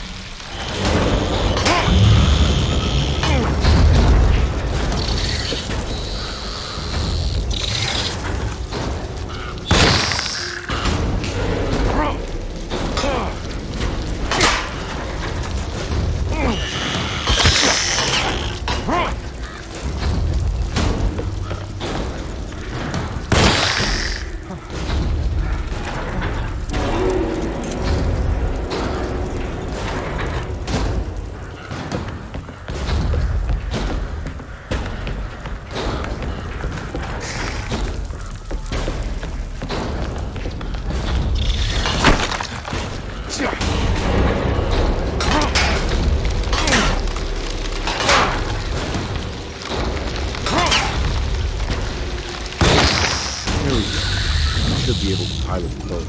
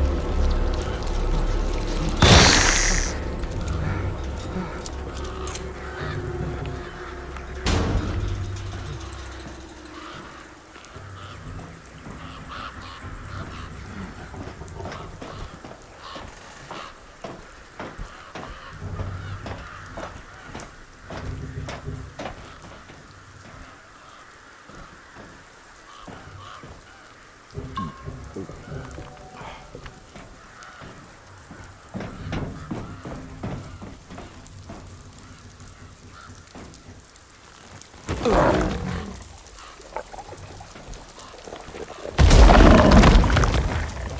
this shit again.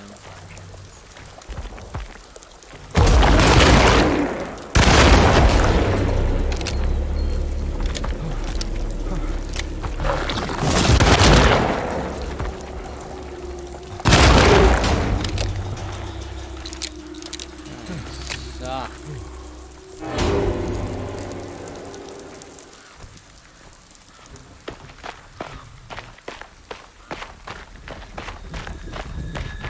I can't go that way. What fucking way we are?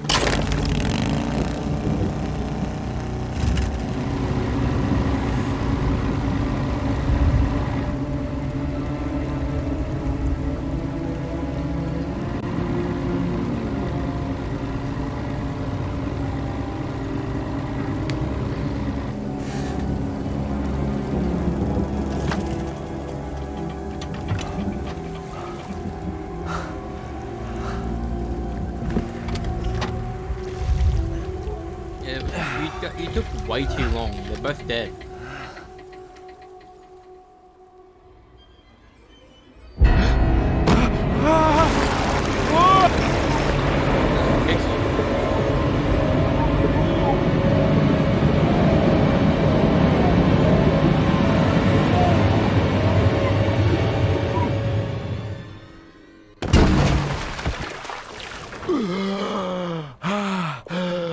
My God, Carnby.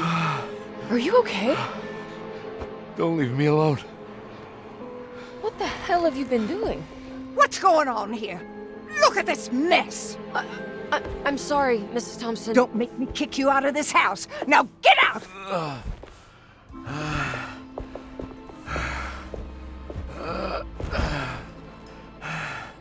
Hey, Detective.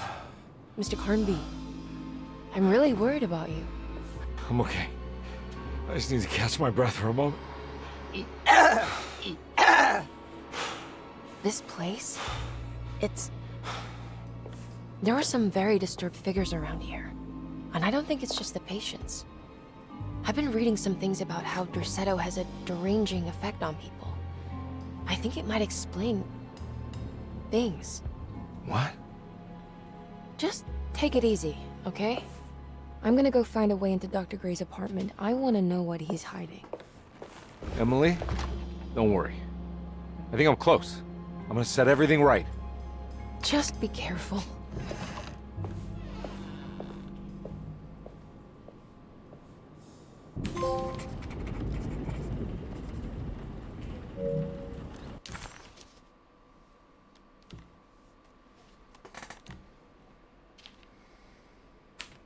Carnby had run their car off the bridge.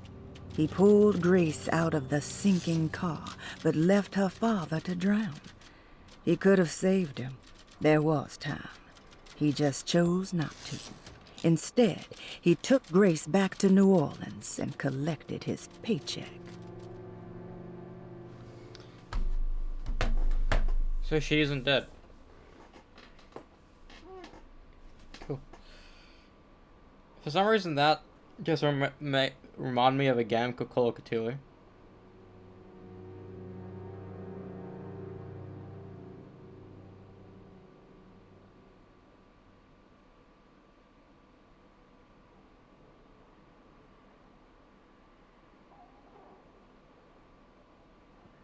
It's a game that came out fucking years ago now. I remember reading it up a bit because, like, it was around the time when Metallica, I just knew every Metallica thing back to front. Like, I listened to fucking, like, throughout year 9, I was listening to Load and Reload Justice for All. Like, just every day I was listening to those albums, basically when I was having a shower. To the point, I remember on my year 9 birthday, I listened to the bulk of Injustice for All. Remember, all the songs are basically 7 minutes long in the shower. And Mom had to yell at me because I was, like, legit standing in the shower just listening to the music for nearly an hour, just standing in the shower.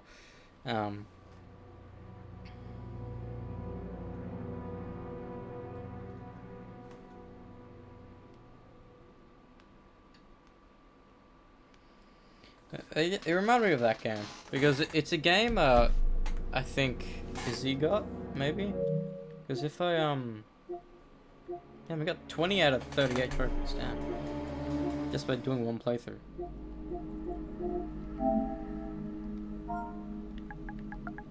I'm hoping there's a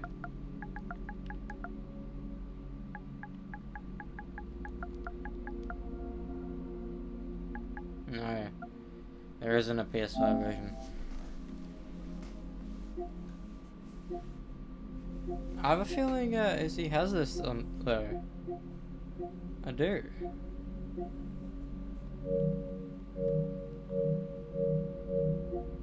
That'd be fun to do.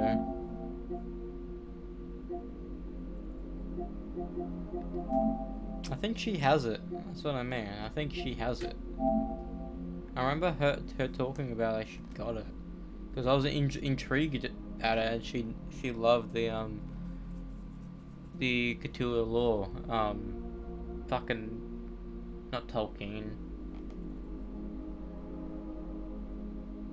Fuck.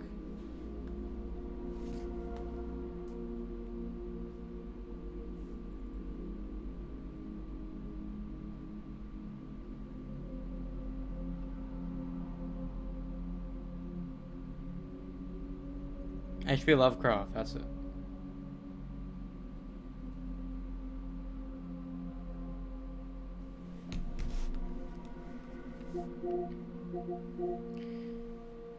It's so weird that basically she got every game before me. She played Miles Morales after me? That's weird.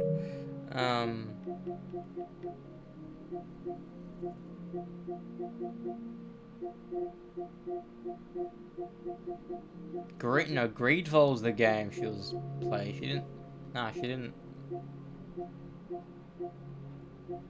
Also, not to toot my own horn or anything, but I created her account using my PS4. I gave her every right basically, but on my PS4 I can go into the account to change certain things to the point that I can see what games she's downloaded, and I think I can download those games on my account because she bought them. But I know automatically every account shares every game on your console, but I think because I'm the parent account, I don't know why we did that. I think she had an account, but something happened and she needed a new one, but she couldn't do it. So the way to do it is that you had to use a different account and just log in. So that's what we did. And I haven't looked back since. Because that was on the... They have a white PS4 Pro. Which was fucking cool.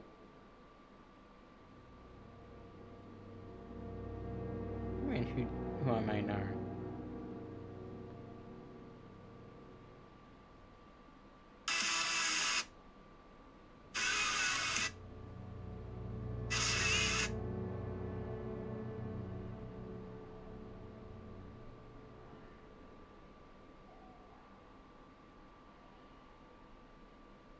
Damn, the fella...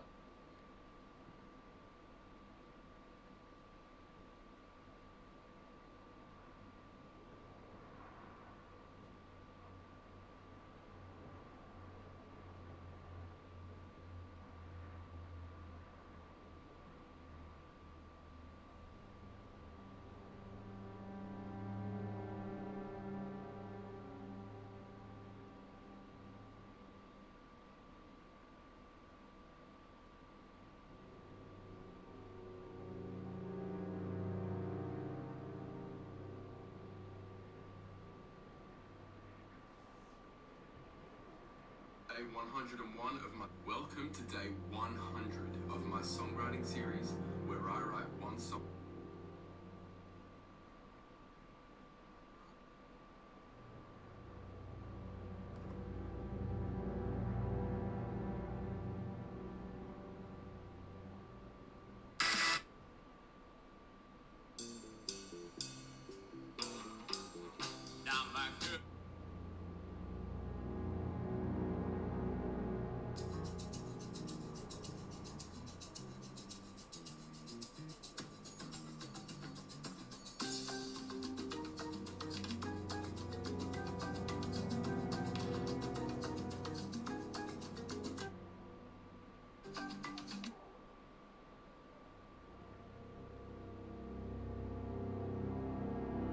Amy Schumer's in it. Ugh.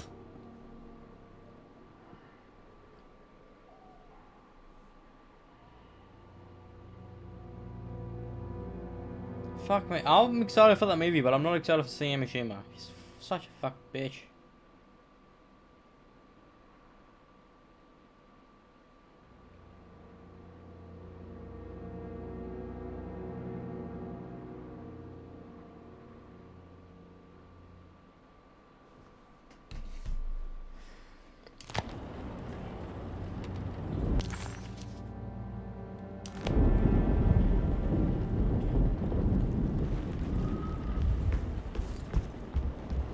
I'm not going in there. She's clearly had enough of me.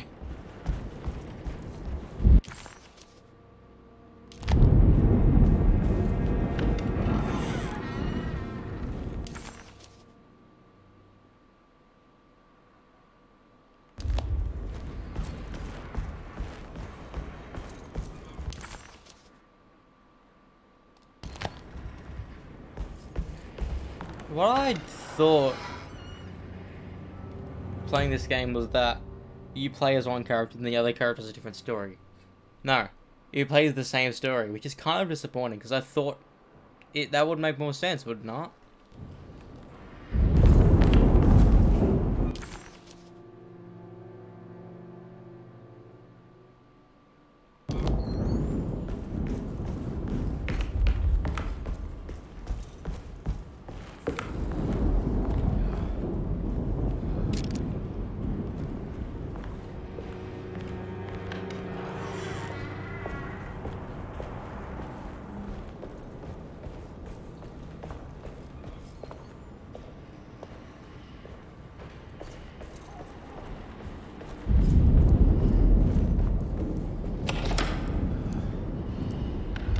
Has a habit of locking itself, apparently.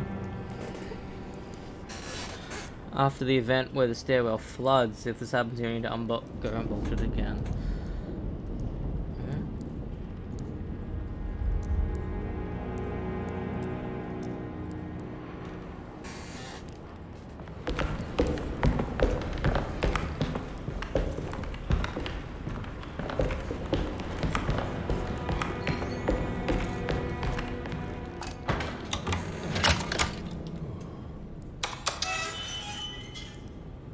Infirmary, right beside the entrance to the stairwell. The collector will be sitting on the gurney. If you're playing as Emily, you'll need to defuse what possible for it is. The infirmary hallway right beside the entrance.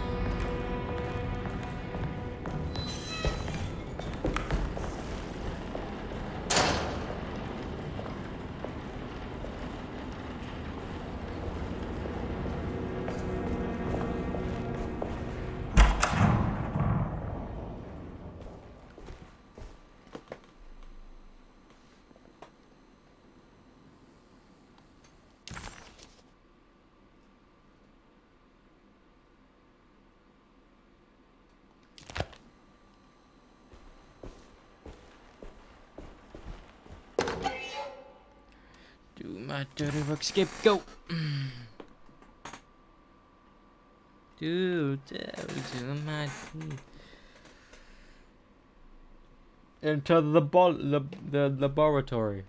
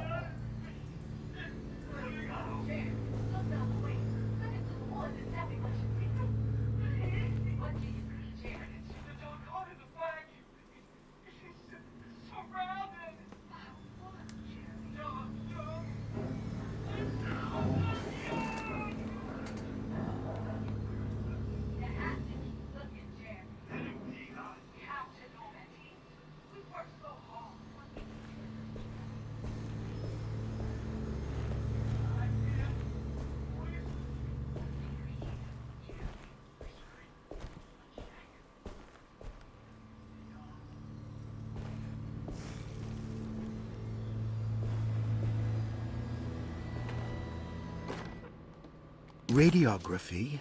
Patient Jeremy Hotwood. Date June 14, 1930. Plates. Jeremy's skull proved difficult to capture properly. Partial radiographs worked best.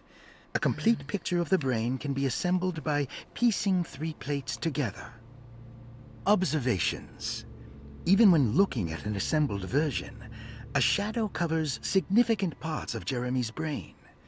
Possible tumor, but more likely that the equipment is failing. Jeremy reacted strongly to the pictures and claimed to see a giant clay worm eating and displacing his memories. Notes. While this exercise has left me nowhere closer to an answer, I feel confident that a Burkhart lobotomy should sever all necessary parts. Lobotomies. Fucking every fucking answer back in the day is, give them a lobotomy. You change them as a human being just because you think they're weird. That's basically what a lobotomy does. You know, that's the thing. Like, I fucking hate it. Just the idea of someone getting a lobotomy is atrocious. Because it removes part of the brain. It changes your personality. You know, you remember who you were, but you just physically cannot be like that again. Because your brain just cannot do that. It's like me knowing that I can play the guitar, but my brain just refuses to let me. To the point muscle memory doesn't even work. So like, I know what to do, but my hand doesn't let me. It's kind of like playing guitar with the opposite hand. Because like, I know what to do, but it just doesn't work.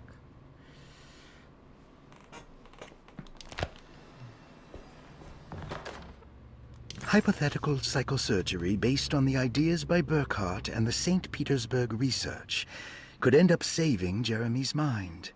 Severing the connections around the frontal lobe would certainly solve most mental afflictions.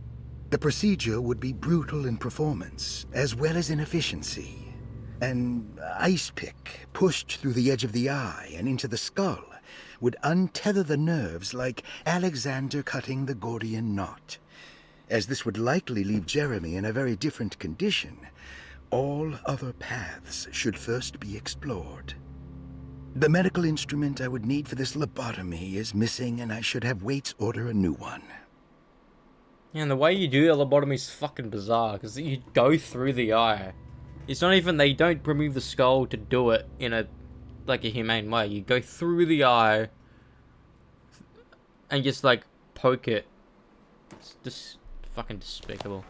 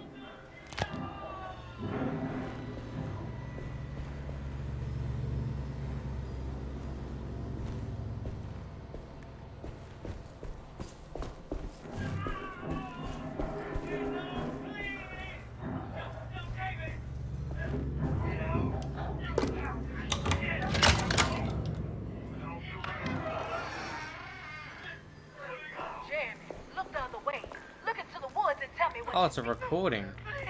What do you see, Jerry? I can see the dark heart of the bayou.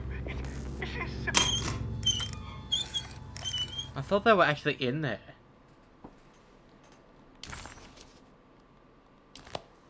Don't mind if I do. Every time the doors shut like that, I get fucking scared. It has to be on purpose.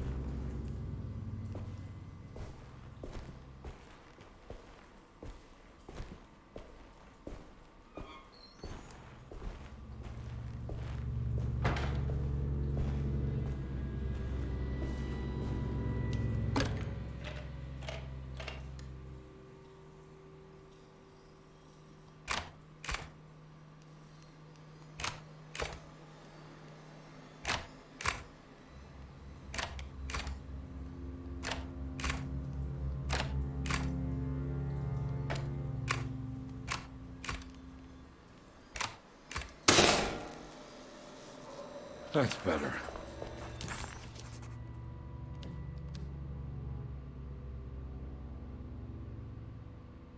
Dr. Gray had been putting Jeremy through some thorough medical investigation.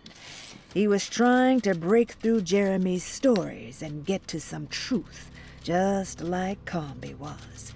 Could Dr. Gray have been trying to break the contract as well? Comby had run their car off the bridge. He pulled Grace out of the sinking car. Comby never thought he'd be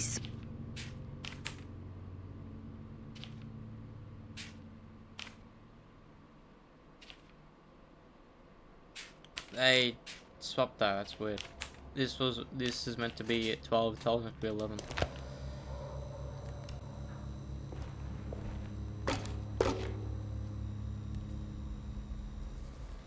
Just fucking figure out how to shape the brain, I suppose.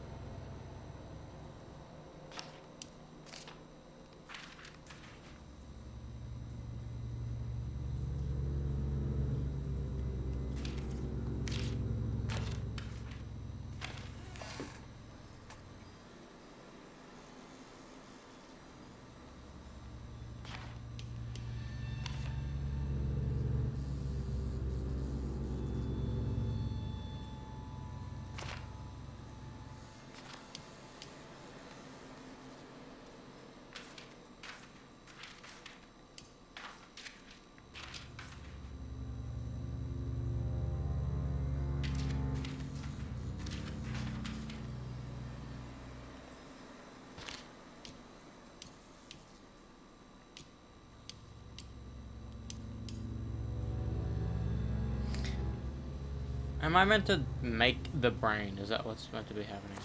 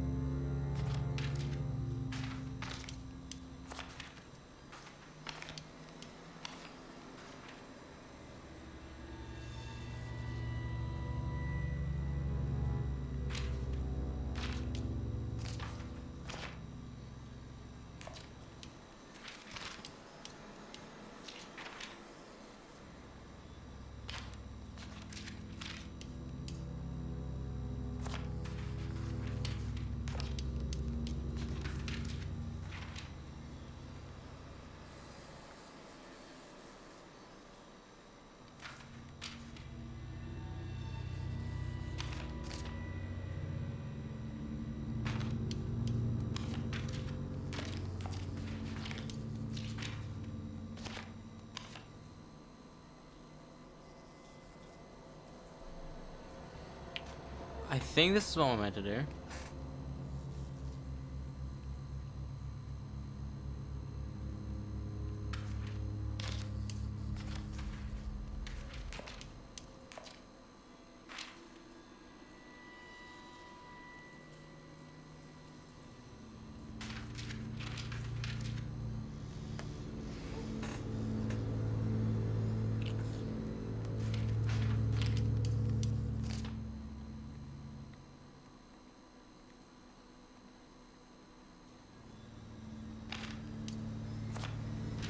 That doesn't fit. This one has to.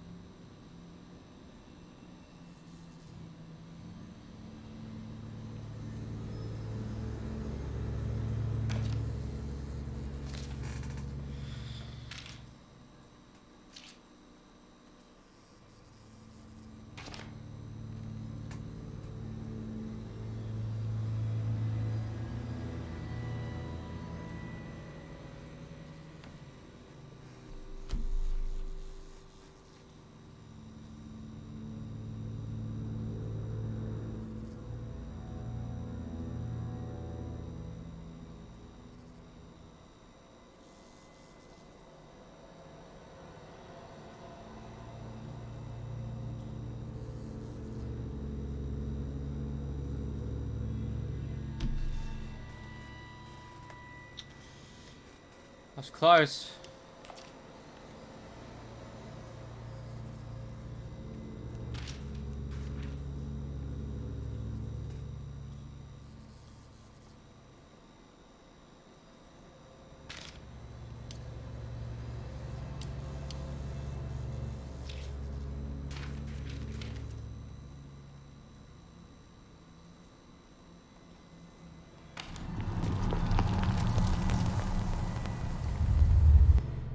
I had the right idea, I just did it wrong.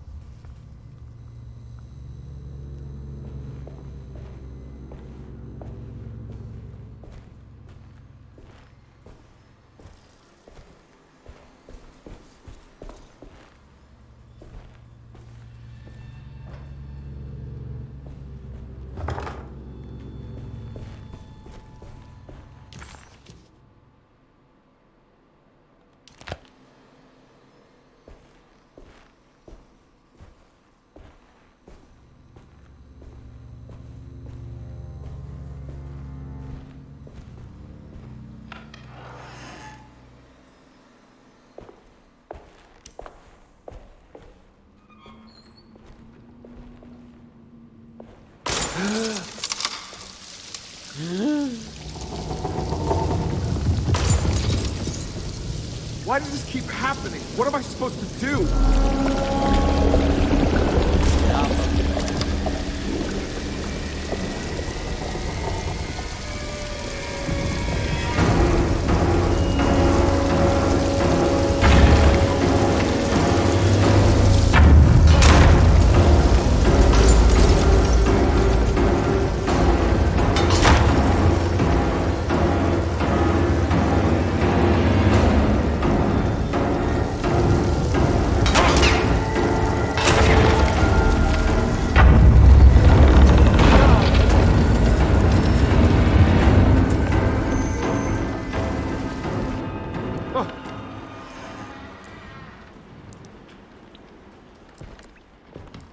And we're back here. Well, perfect time to have a look around this place.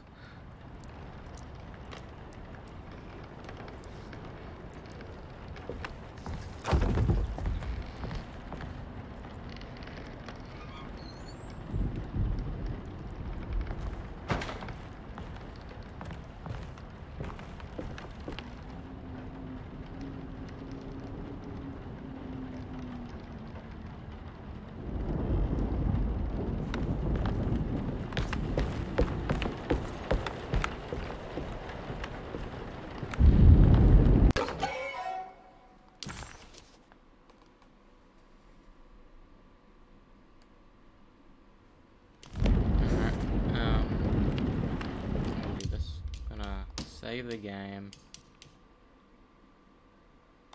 There.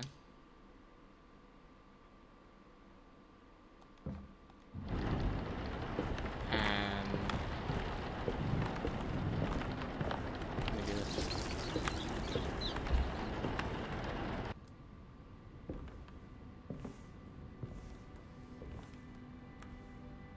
They're coming. I have freed hellish forces, and now the price must be paid. Derceto is the prey of evil. The sun has set. They will find my body, but will not have my soul. I can imagine the Master's fury and the terror in the hearts of his slaves. I hear their footsteps. Some may understand what I have done. May God forgive me. Farewell. What would happen if I refused? Would the whole world come apart? Or would everything conspire to make a new story? Maybe one where I live.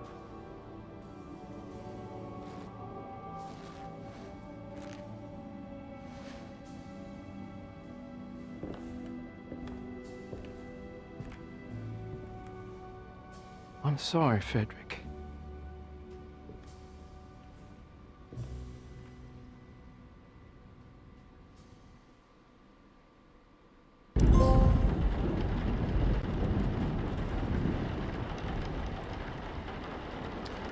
You know, there's been stories and cases where people like when they stand up and they're about to jump, they try to undo it, but whilst doing so, they trip over and they still die. Like, there's been multiple cases like that. Like, because the way the chair falls. And, like, because sometimes it, like, because the way you do it, yeah, the way you noose it is you do it and you, like, kick it backwards or kick it forwards or whatever. But when that happens, you do it and, like, the noose goes in a weird angle so people know you fucked up. You try to save yourself, but then you just fucked up and still died.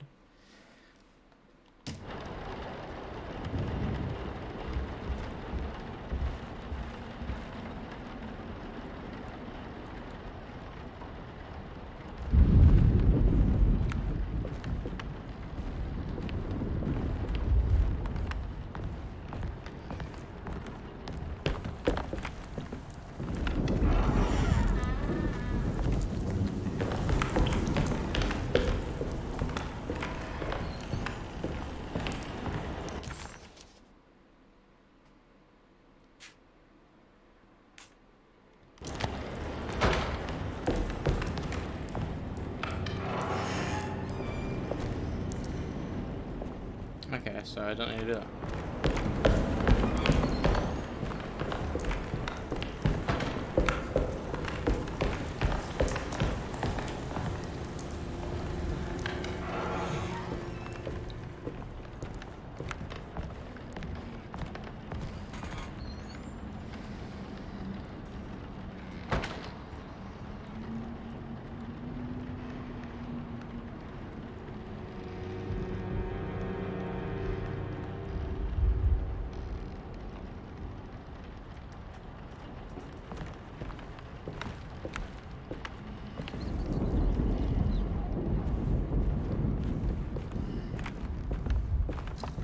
What is that? Yes.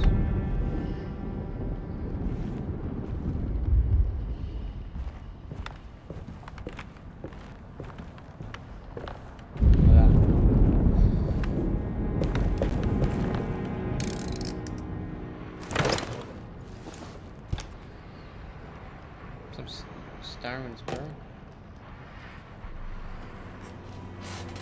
Oh, fuck me. Puzzles, bro.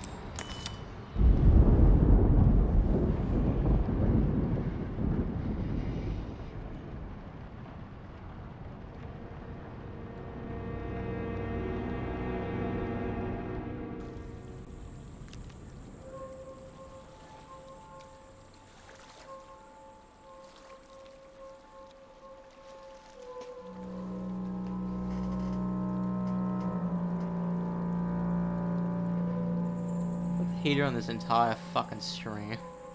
Never do that, but it's like, it was very cool today.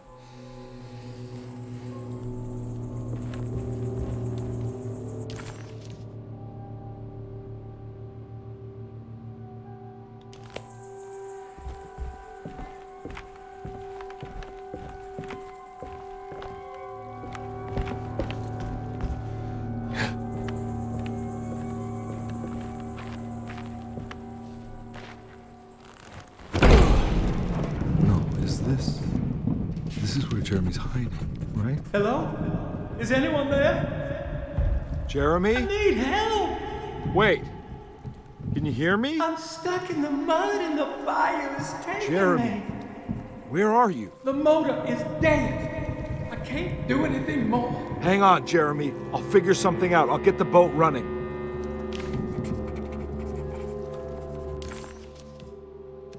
Jeremy was calling out for help, but Conby couldn't figure out where the voice was coming from. For a moment, Conby wondered if the boat itself was Jeremy, or if he was below it somehow. It didn't matter right now. Jeremy was clear on one thing.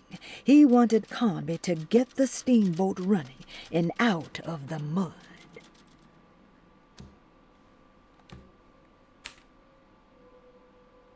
Why is it doing that?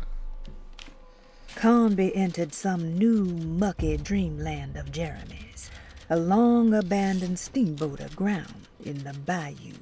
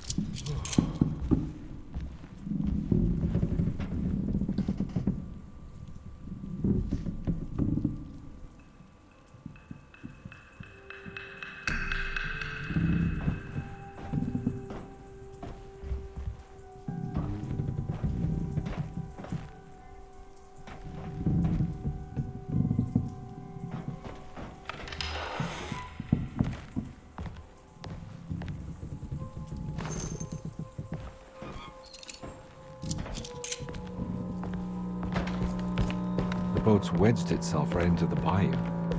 If I get the motor started, I could try reversing back into the river.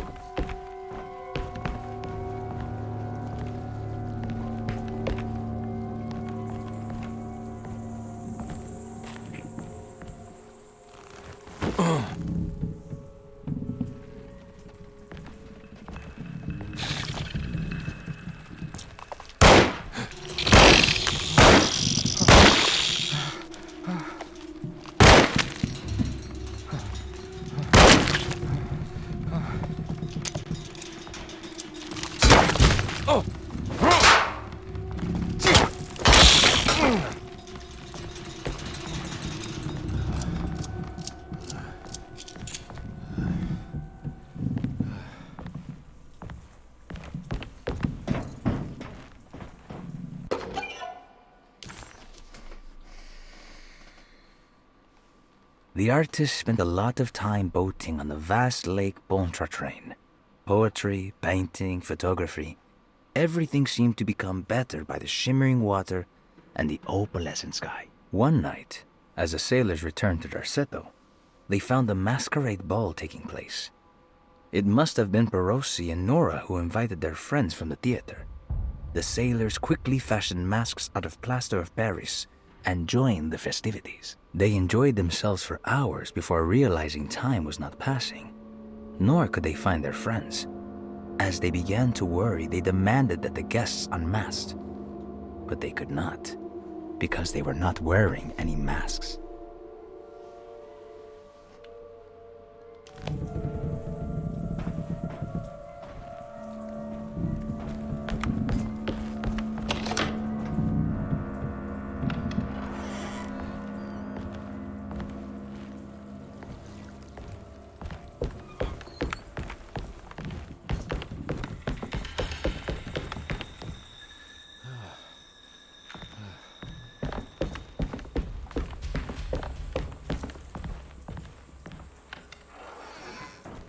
Jeremy, where are you?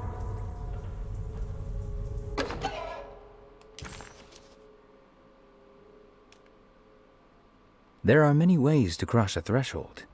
The easiest one is being invited. A door swung open, leading you inside. Another is sleep, hypnosis, or even sudden fright. There are those who fold spaces that challenge Mobius, or jump through angles that defy Euclid. If you learn to properly use your talisman, you could go anywhere. You wouldn't even need to rely on the fluttering wings of the shrieking Biakis.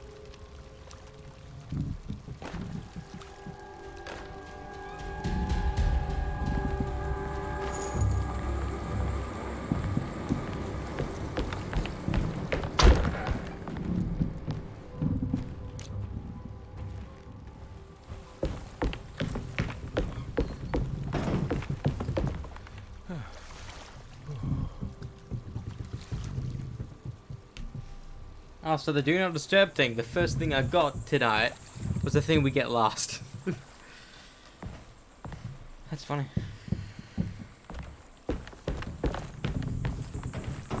Bing, bing, bing.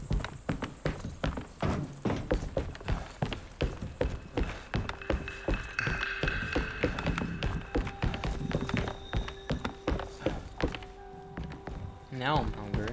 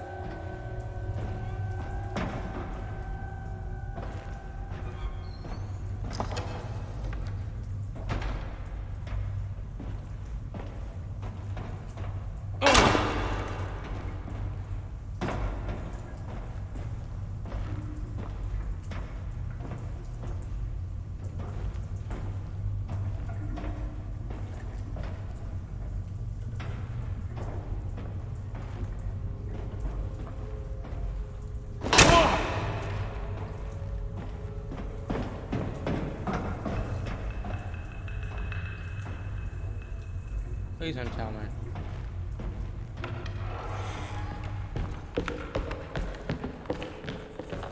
Pick up the sledgehammer because it's a better fucking weapon.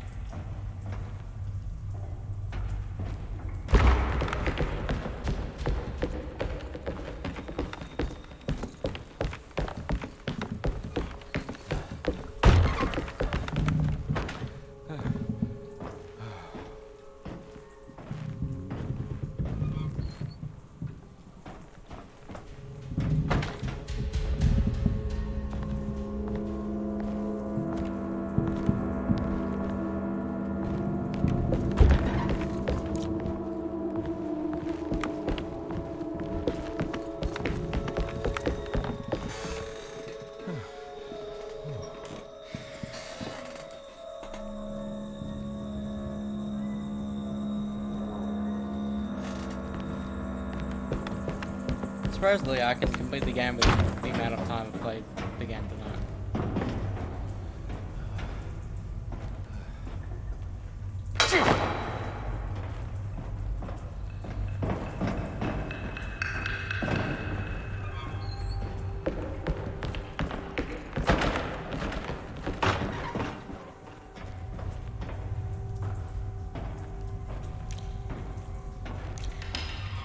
You get through. Doorway there. You can't go.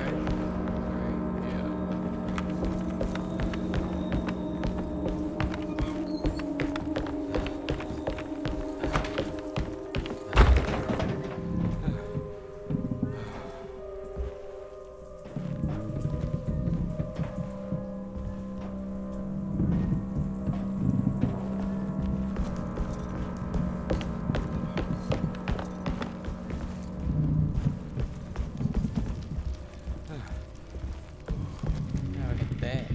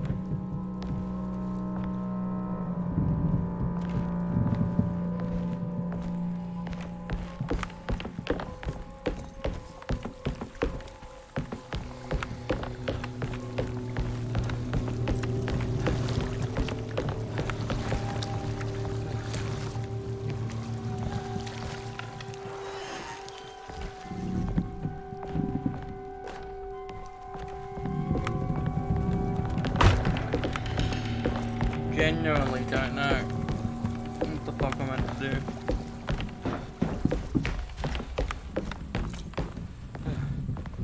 Oh shit.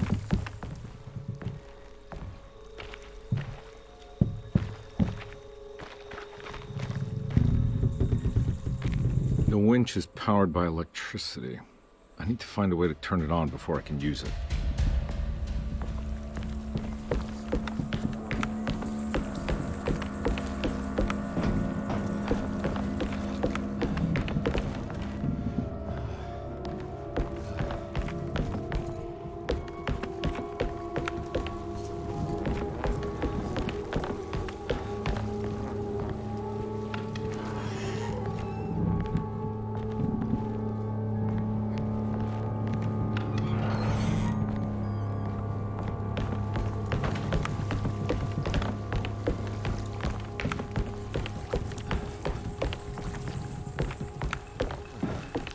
Looks pretty weak. I just need something to break it.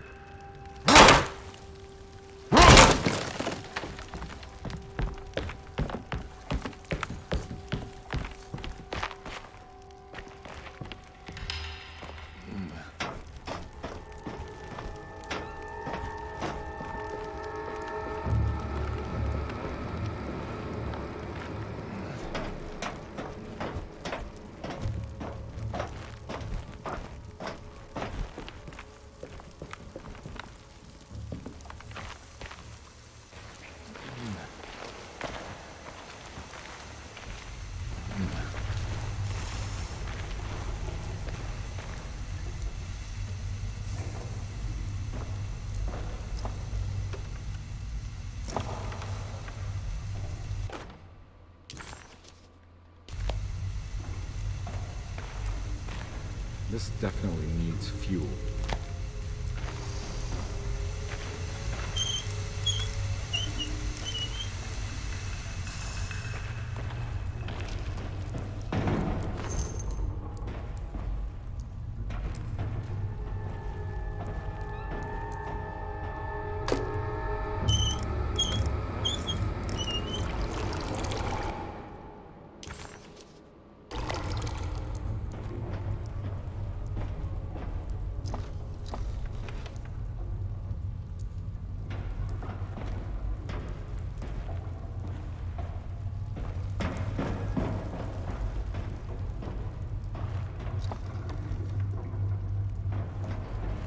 I feel like half the shit there is stuff in, but we just can't pick them up.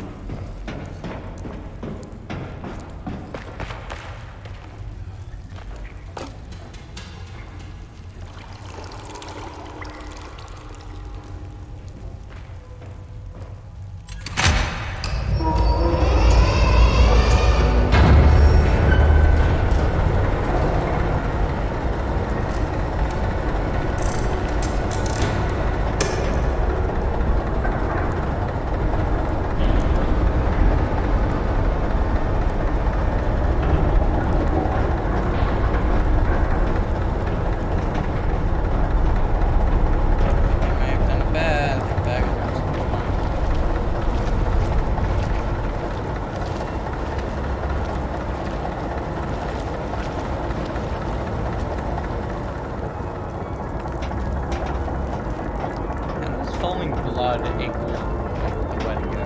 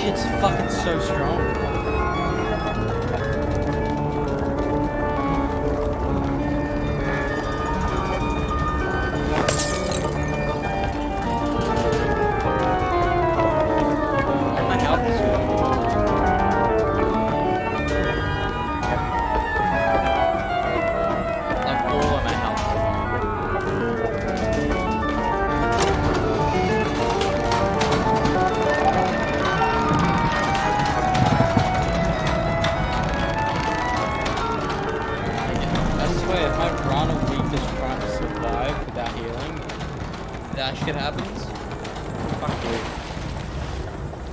My Tommy gun did nothing. My shotgun did nothing.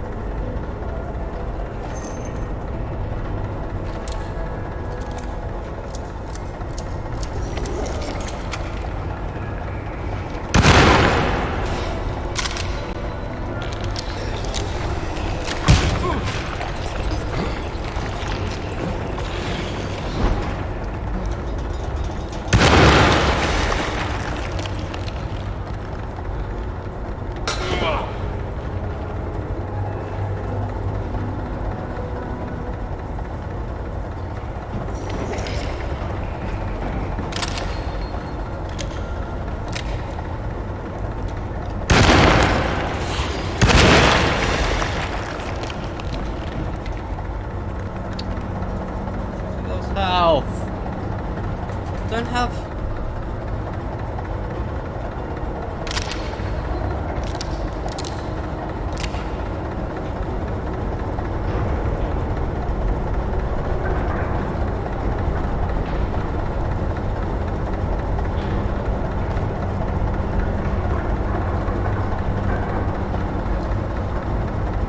How fucking am I gonna, like, survive?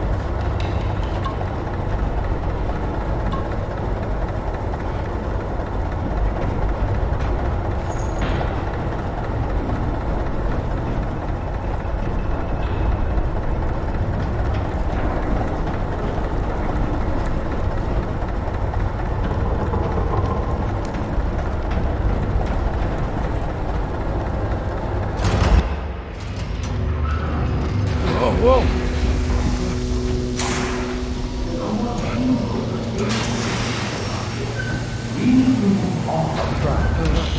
Are you ready to tell me what happened in the attic? I put a rope around my neck, and then I strangled all life from my body. Are you under the impression that you died? Yes. No. I was supposed to die. What does that mean? That you were supposed to die? I'm the catalyst. I had to die to make the story happen. What are you referring to, Jeremy? 30 years ago, Frederic needed me to die. You're not making any sense, Jeremy. Find your focus. Hey! I cheated everyone. I didn't play my part. Hey! I escaped my doom. My destiny. Again, find your focus. Hey, I'm right here. What the hell is going on? Everything is wrong. Nothing is in Hey! place. I'm right here! Calm down, Mr. Conby. What do you want? Were you not talking to Jeremy right now? I haven't seen Jeremy all day. Are you all right, Detective? No. Actually, I don't think so. Well, maybe. I'm gonna go look for Jeremy. Good. Let me know if you find him.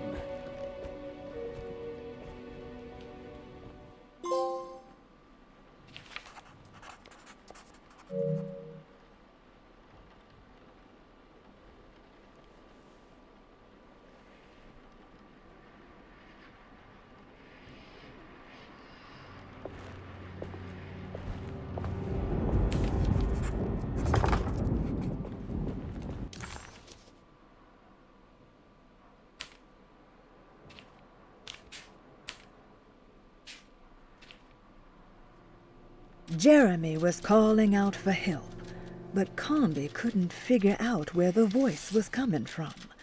For a moment, Comby wondered if the boat itself was Jeremy, or if he was below it somehow. It didn't matter right now. Jeremy was clear on one thing. He wanted Comby to get the steamboat running and out of the mud.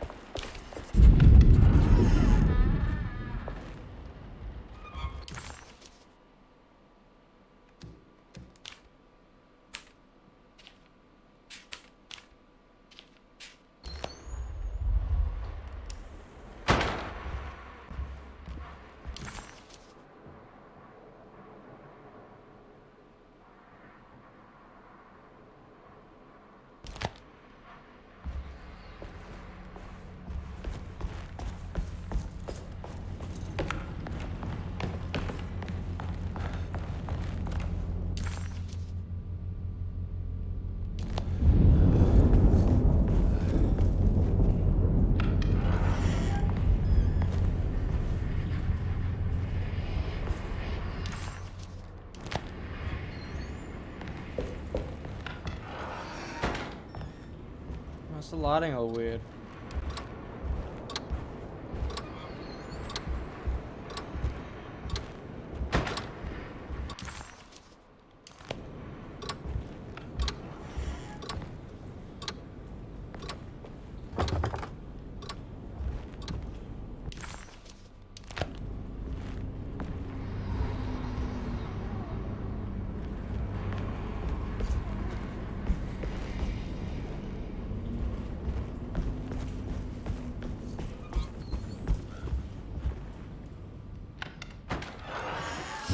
Detective, am I glad to see you. Lock the door, will you?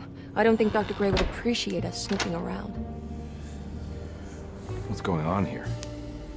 This feels so strange.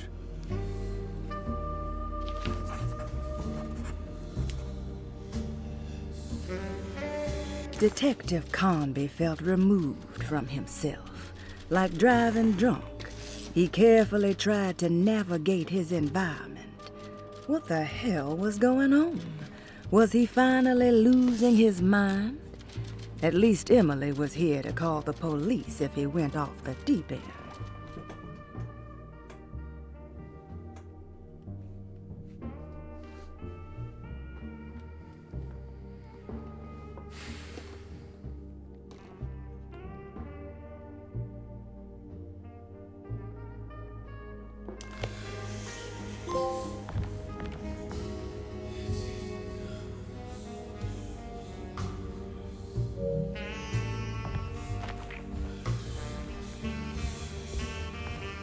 Have you found anything?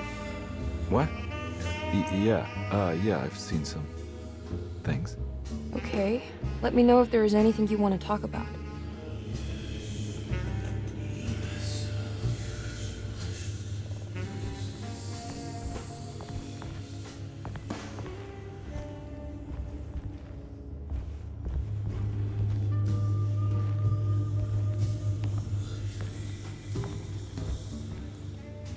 You don't find this place strange? Derceto is certainly one of the stranger places I've been to.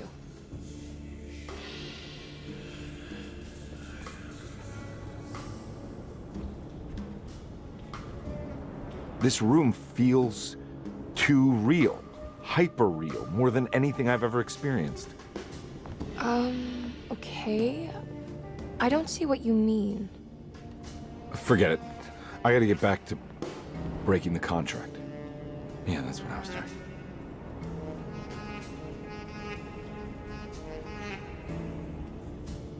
It makes more sense he's the one who's freaking out than her. So I don't know what it's gonna feel like when I play as her. And like, can't be down there.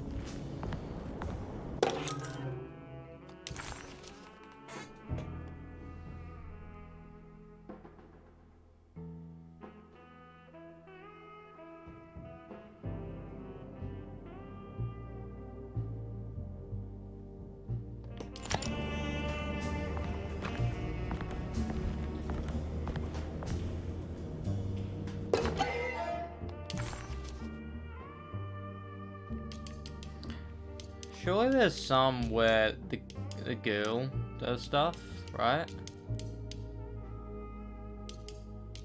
Right?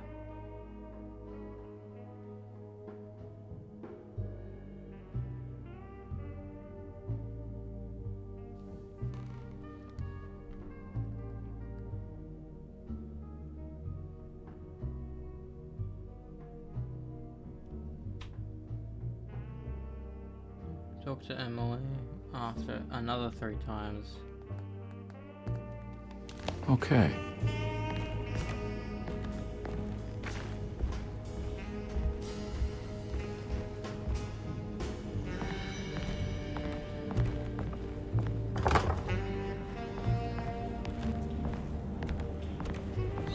There's a book missing.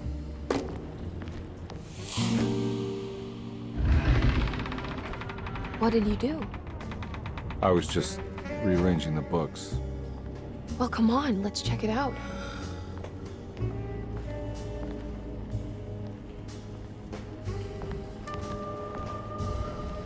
I think I'm beginning to understand. Dr. Gray is dealing with some kind of mass delusion.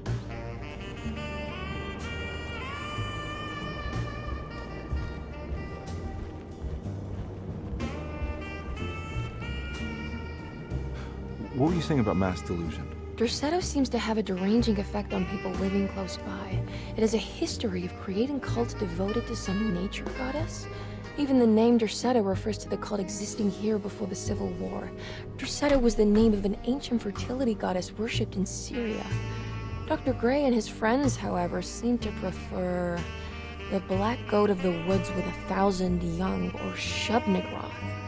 And that name can only have come from my uncle's twisted mind.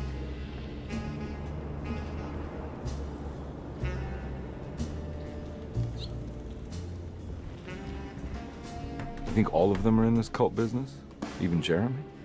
I'm not sure any of them have a choice at this point. We just need to find a way to stop all of this.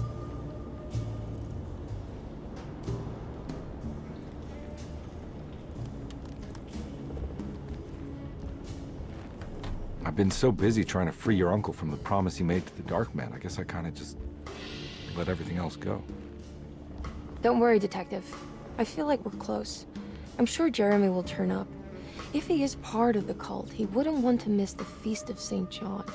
I just need enough information to make him see the truth. I hope you're right, but I doubt he'll show up. Not as long as the Dark Man's got him hiding.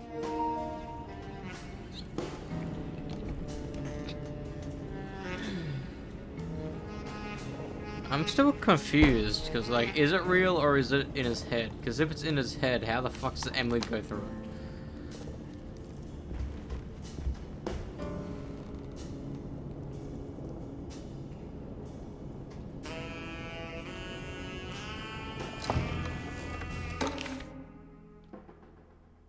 Good to finally meet you, Mr. Hartwood. I'm here on the behalf of your brother Philip. You were expecting me, weren't you? Yes. You're from Derceto, no? That's right. I just wanted to ask you a few questions to see if there is anything I can do to help you and your family. Okay. I understand you're full of imagination. You make up a lot of things. I suppose. And you obsess over them, blurring reality and fiction. Sometimes. Do you want to tell me about the Dark Man? No. No, I don't. That's all right. Perhaps there is something else you can tell me. Something you know to be made up, but you hold dear. Juan? John? Who's John? No. Juan Luis Jorge. Oh, wait there a moment. Here, take a look. Is he... Oh, he is the author. It's a magnificent book. Life-changing even. The real Juan is long dead, but I like to think of him as my friend. My most beloved friend. Sounds like Butters' I see. notebook. Do you often do this? Fantasize about people you read about? No. No. Well, there is Jacob. Who is Jacob? Who the fuck's Jacob? Turn to the last page. Oh, it's a newspaper article. The prisoner of ice, Jacob van Ostad. Is he also your beloved friend? Oh no, Doctor. Not at all. He is the fire that fights fire. Yes, I think it's clear your overstimulated imagination, this mania, needs to be tempered for you to live a normal life. I know your family calls it the Heartwood Curse, but I want you to know that there is nothing supernatural about your condition. It's all inside your head. And with that, I'm very qualified to deal with. In time, you will be cured.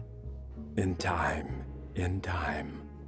Yes, in time we will exorcise all your demons, all the dark men. Yeah! Please, Mr. Heartwood, calm yourself.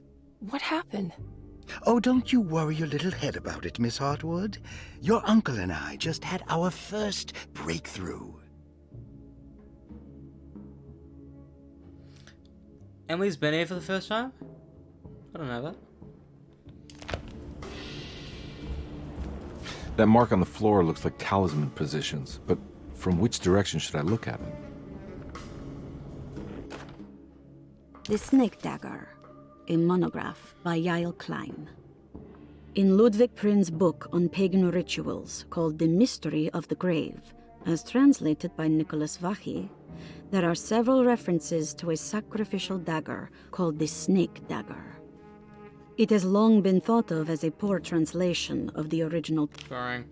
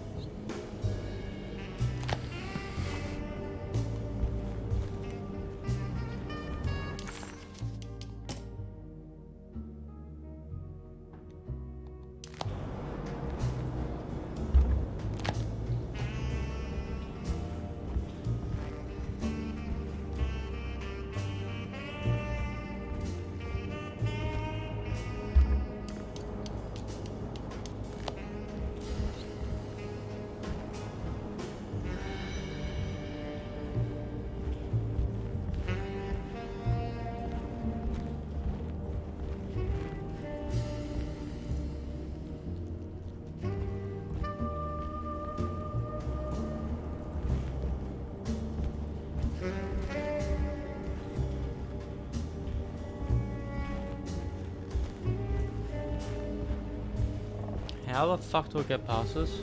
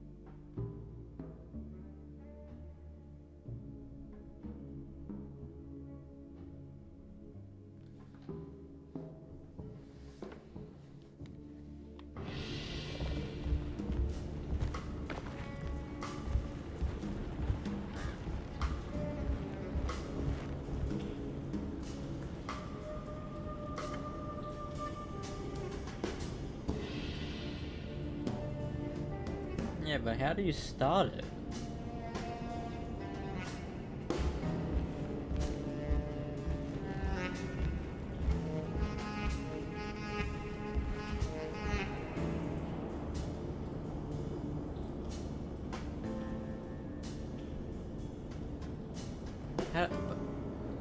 Apparently you're meant to pull out the talisman to do shit, but there's no way for me to do it.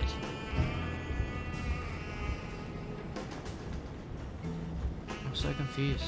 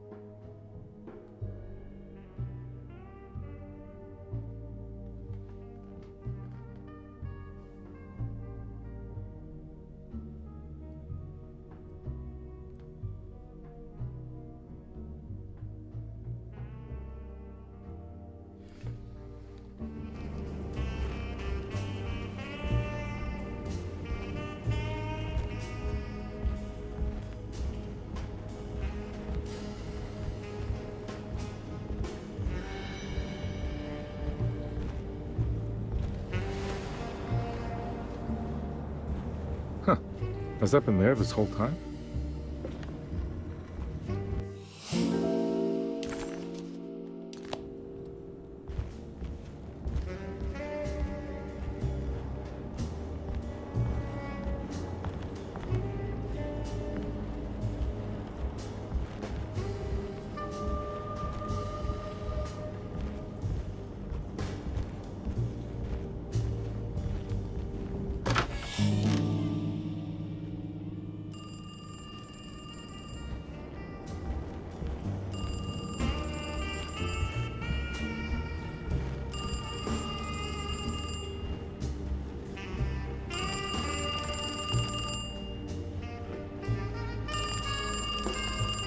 I'm not controlling him.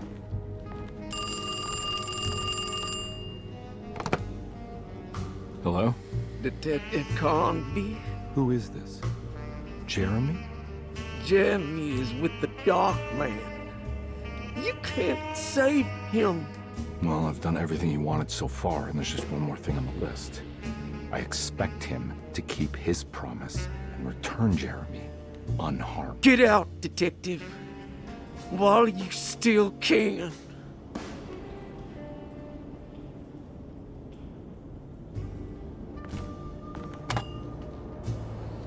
What I don't get is that this is his apartment.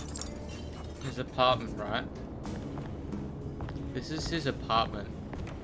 But why is his bed and the hidden part? That's what I don't get.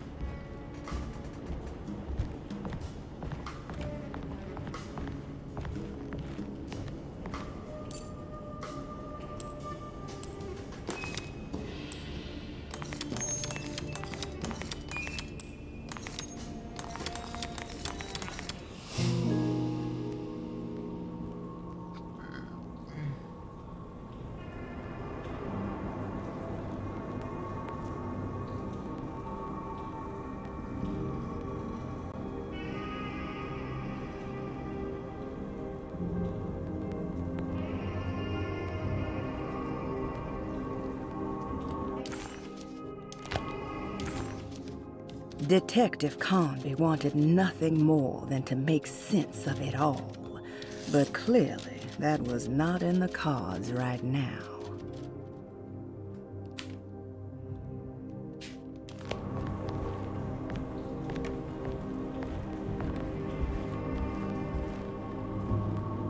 You okay? You look a little frazzled. Just stupid telephone. I know. I tried calling the police earlier. The telephone is completely dead. It's not... Yeah, no, the telephone isn't working.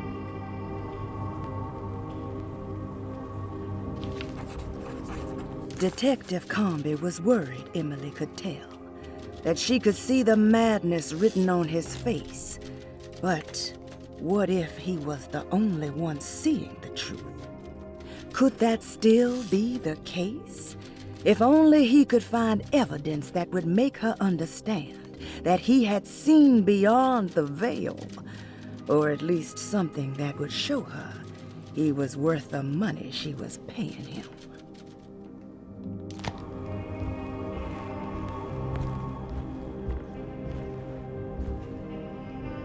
Miss Hartwood, I think you're gonna want to see this. Is there something in the closet? Yeah, there is. You don't see the very obvious gate leading to whatever Jeremy's madness is serving up next? I don't understand. Are you making some kind of fashion metaphor? I'm sorry, I don't have time for this. Can you just tell me what you're doing? You don't see this. It's fine. It's fine. Catch you later. Are you going inside the closet? Yeah. You got a problem with that? No. Do what you think is right, Detective. Sorry, I didn't mean to. Goodbye, Miss Hartwood. You should have just kept walking. You should have been even more confused. Don't shut the door.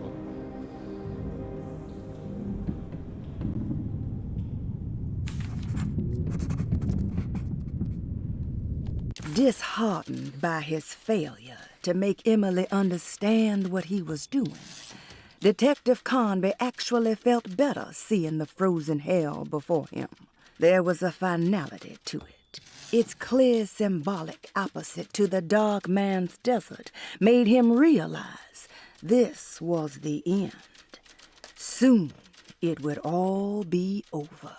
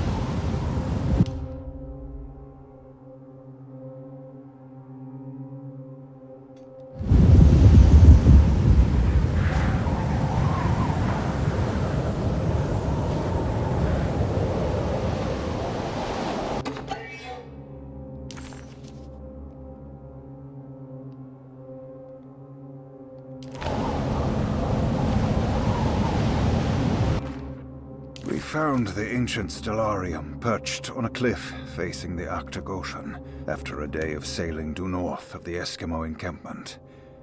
Jacob van Oost...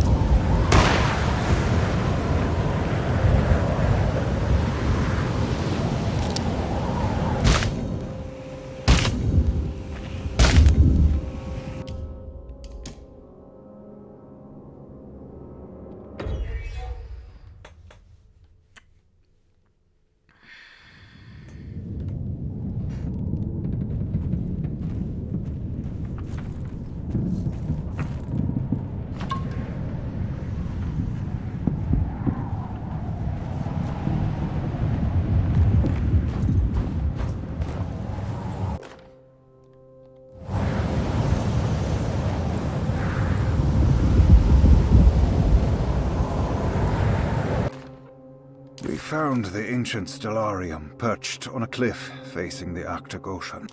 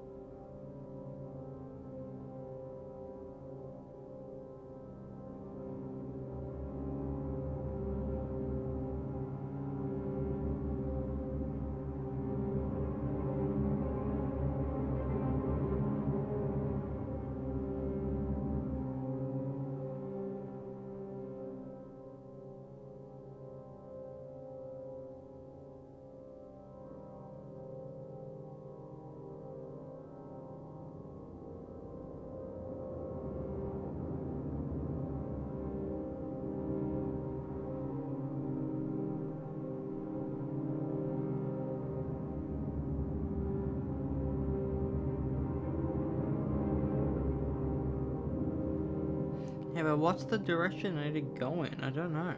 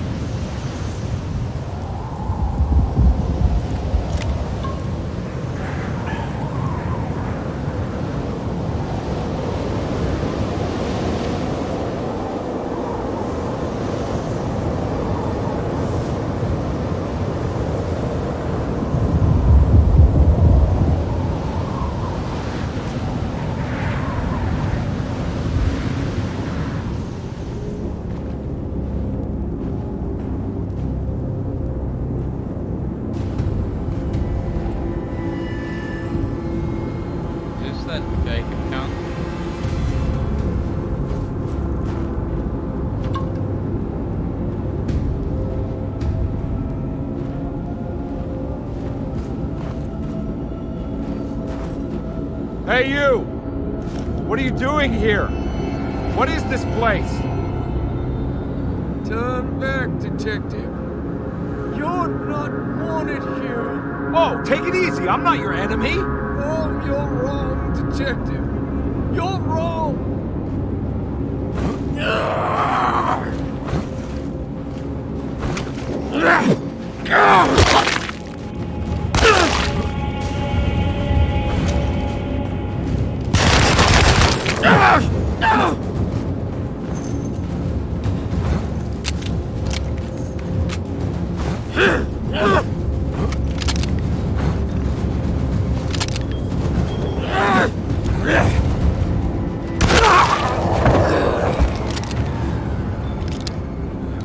Is that the only boss fight in the game that we just did it?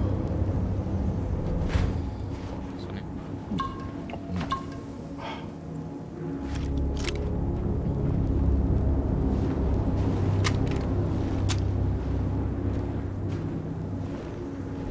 Knowing that I can dodge is gonna make the game so much easier when we'll be able to replay it as Emily.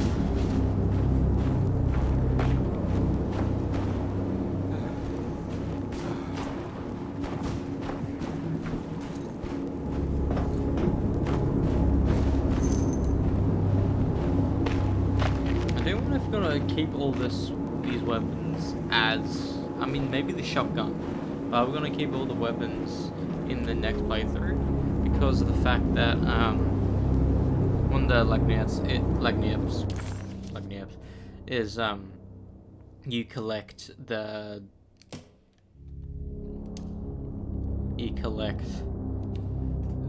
shotgun thing opens. Yeah, unless that's just in the story, so you can open it. Maybe, who knows? We will find out. Unless you need to collect all the Lagniaps again as Emily, because we've gotten every single Lagniap you can. So I'm assuming we've got everything that you can only get as.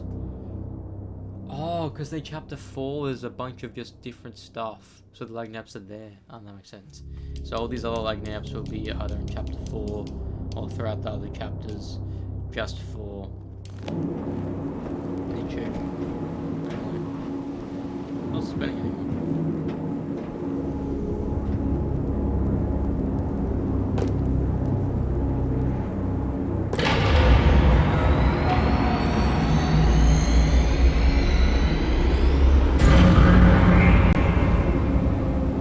Of course, the Taurus. I figured you wouldn't want your stars aligned, Jeremy, or maybe that is what you need to temper that mania of yours.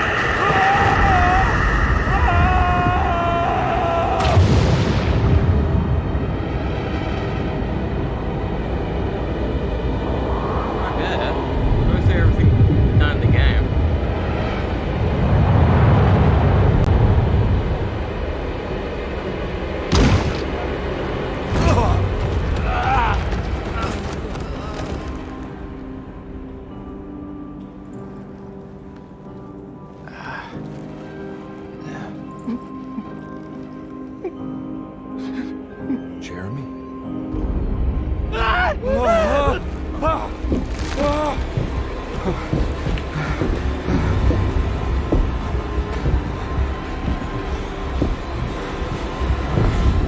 did everything! Aren't you happy? Stupid charlatan! What more do you want from me? You want me to lose my mind? Oh, my Lord! Doctor! Baptiste! Quick! Jesus. What were you thinking, compadre?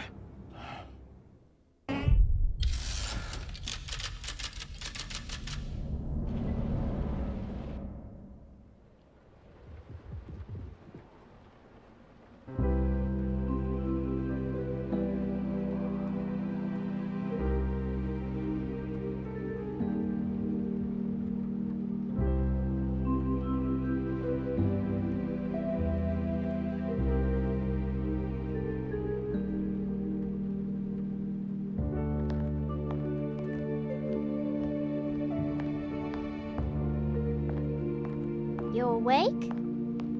You are awake. Mr. Conby's up. Hey, buddy. I thought you'd be knocked out for the rest of the night. Come on out and join us, will you? I'll save you some gumbo. Good to have you back. You gave us all a good scare. What happened?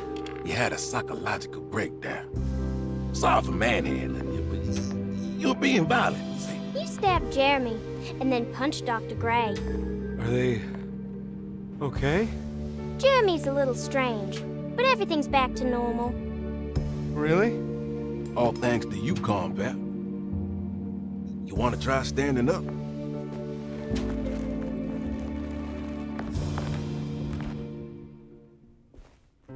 Well, if it isn't the hero of the day. How are you feeling, Detective? Never better. How about you two? Hey, Jeremy, I didn't do too much damage, did I? Things are fine. Very quiet. What's up with him? Painkillers? No. You see, despite you having the finesse of a one-eyed butcher, you managed to lobotomize dear Jeremy. I did what? It's actually quite impressive. It's not like I hadn't considered it myself. I just wish Jeremy could have been helped without reducing his personality to that of an oyster. But he's gonna live. Of course. As long as someone keeps feeding him, he'll outlive the best of us.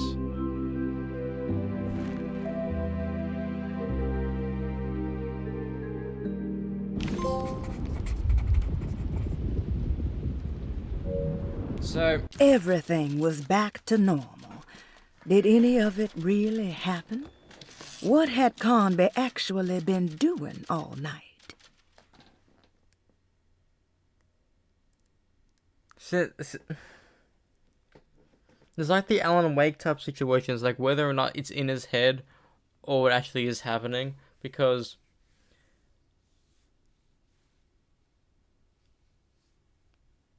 it kind of makes sense. It kind of makes a little bit more sense that he's been in the empty room, he remembers Grace and all that. It's fucking confusing though.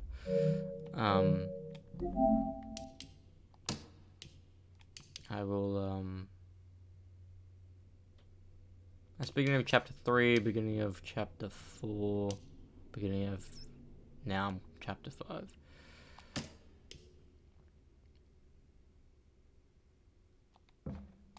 So, what I'm going to do now, in case it's gonna glitch everything, what I'm going to do is upload my save data.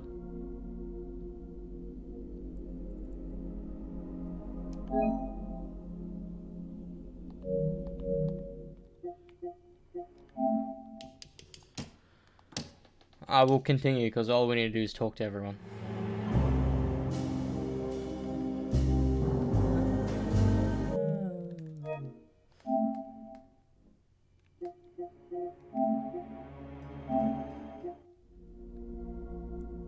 So the dark one's only in... I'm confused, like...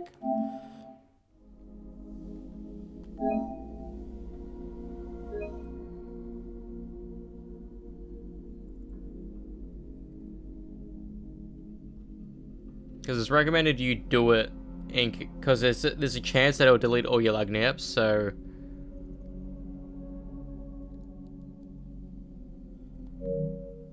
Even though I think it still registers you talking to everyone using Chatterbox, maybe?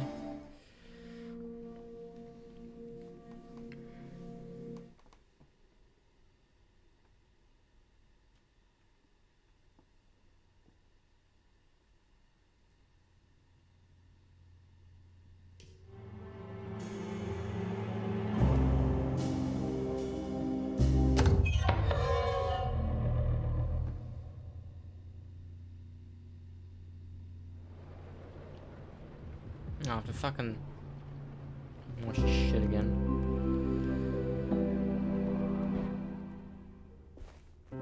Well, if it isn't the hip.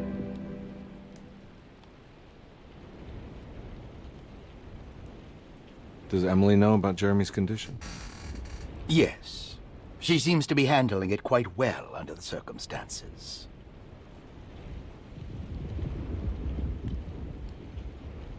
Does she still want to take Jeremy away from Derceto? I will have to insist that you do. This is not that kind of institution. Jeremy, hang on for a little longer, okay? We'll be going back to New Orleans soon. Oh, good.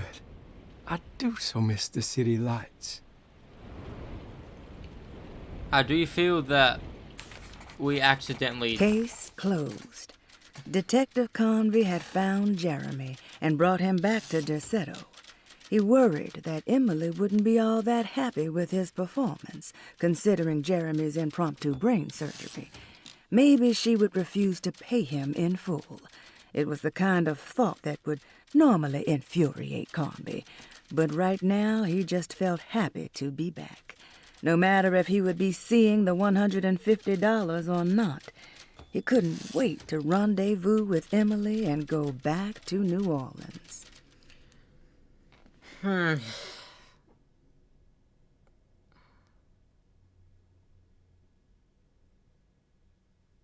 Because what I'm thinking is that, what if we just stabbed him in the eye, but then they took it as an opportunity to lobotomize him? And making us think we're crazy. What actually happened? I don't know.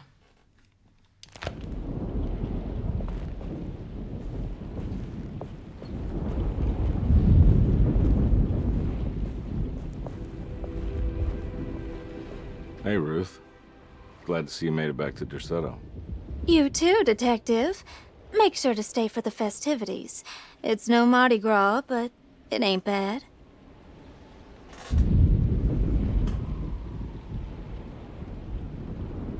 You seen Emily around? I saw her packing some things into that old jalopy you arrived in about an hour ago. I'm sure she hasn't given up on you yet. What I hate about it is that it's making us think it's all in our head, but then Alone in the Dark is a franchise, so what does that even mean? Catch you later. Looking forward to it, Detective. That's gonna be our baby muff.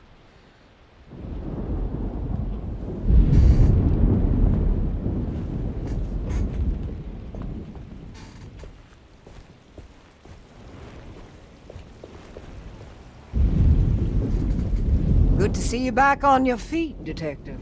Have some gumbo. Thanks. I'll save it for later.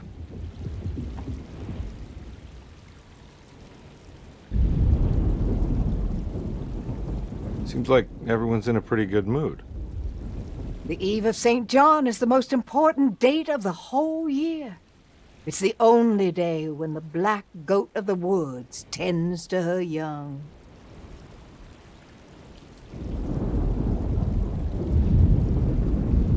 I'm gonna go look for Emily. Don't worry about her. She wouldn't leave without you, would she? Maybe.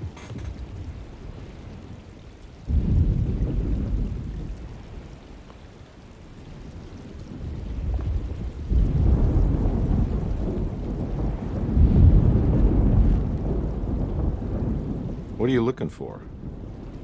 Just keeping an eye out for the storm. Radio says it could be a wild one.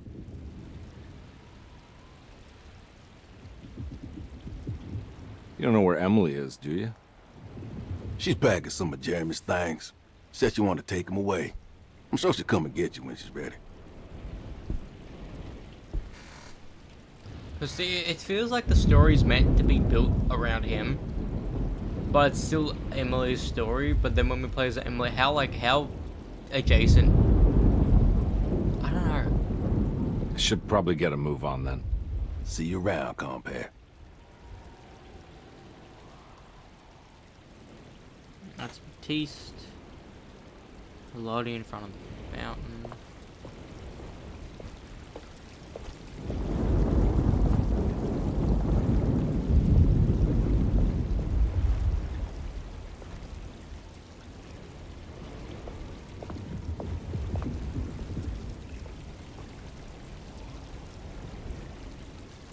That is one impressive tree. More impressive than you could ever imagine.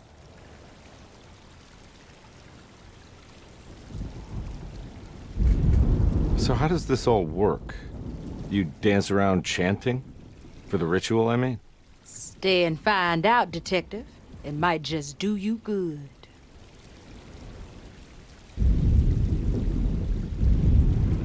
You haven't seen Emily, have you?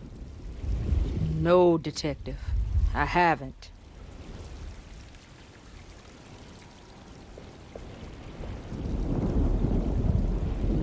All right, tell me, what the hell's about to happen here? Every year we have a little turn-the-page ceremony by the tree. It's symbolical. It's like life has its cycles of grief and happiness. You know?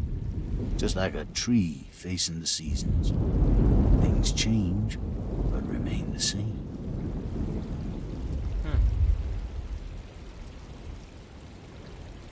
So this is basically New Year's Eve, but with a tree metaphor. Exactly. You're so smart. It's about starting again. I mean, who could use a positive message like that more than a bunch of lunatics like us?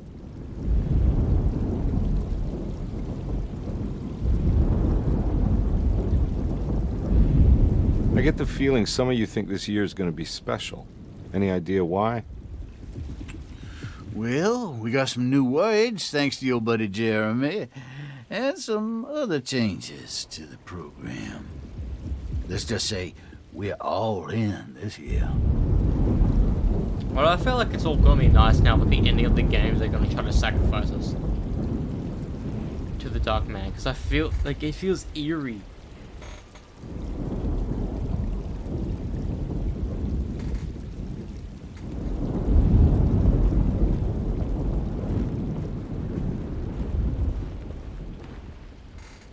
Hey, kid. What are you up to? Preparing for the ceremony. I don't want to disappoint Mother.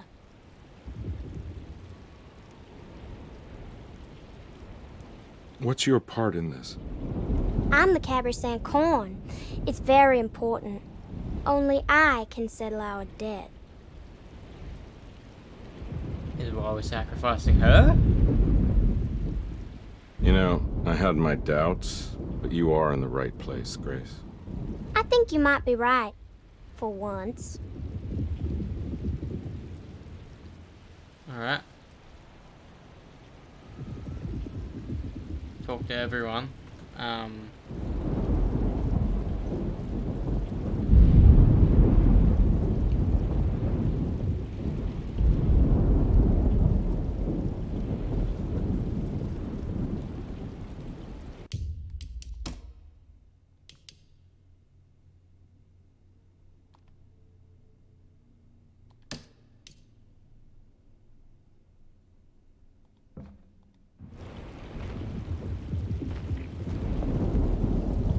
Let's do that.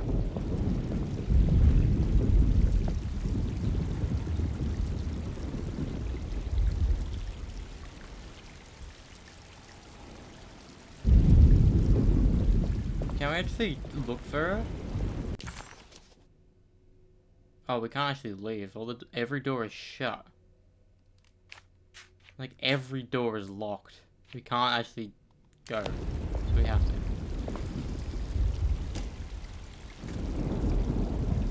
Everyone knows what to do? Y'all know the new words. Mrs. Thompson, we talked about this. I'm not sure everyone is comfortable. Doctor, I insist. This is important. We've waited for so long, Doctor. Let's just go with the old song. Not every change is an improvement. Boss, good or bad, we need to move forward. All in, Doc. Let's bet it all. But we don't know what we're dealing with. It'll be okay, Doctor. Better even.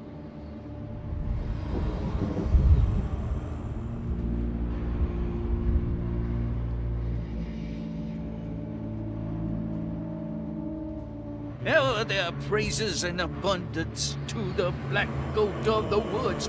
Hear us, brother. Take pity on us.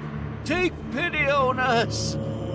Ever Hear there us, praises Mother, and praises abundance and to the black goat take of the pity woods. on us. Hear us, Mother, Mother, and take pity on us. Take pity on us. Ever there's bravery and abundance to the black goat of the woods. Hear us, Mother, and take pity on us.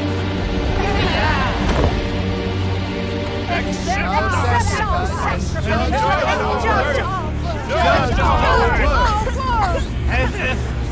Stop! Are you crazy? This here's what needs to happen, Carson. Grace, stop! Stop! Shoot the ground! Yeah! Shoot the ground!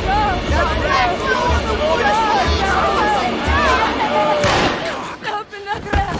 Yeah! Stop in the ground! Get my uncle out of here! Jeremy, come with me! Get over here! Jeremy, come with... Jeremy, come here! No! There has to be another one! No!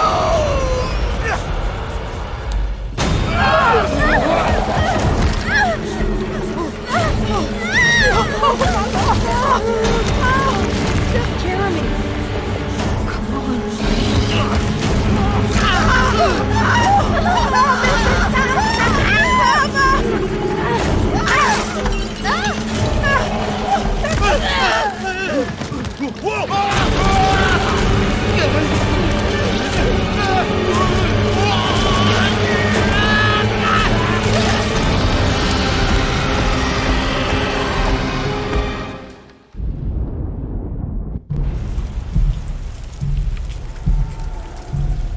Detective Conby returned just as the festivities were about to begin. Emily was grateful that she didn't have to sit through whatever ceremony the people at Derceto had fashioned. Instead, they excused themselves and made their way to the front side of the house. With a tremendous sense of relief, Emily climbed into the car. She watched Conby ready the back seat for Jeremy in the rearview mirror. What a long night, she thought. Thank God it's all over.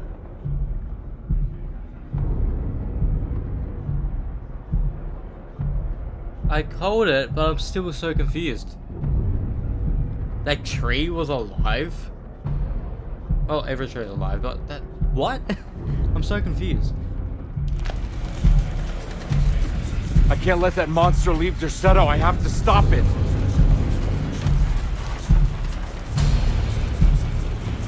Oh, the pretty girl's dead. How about leave? Timmy's through here. Why did you leave?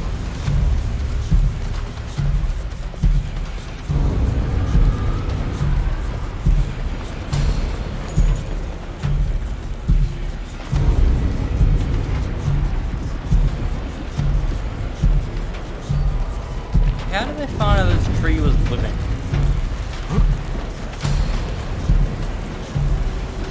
So is that what happens to every other like patient? Because they just got sacrificed?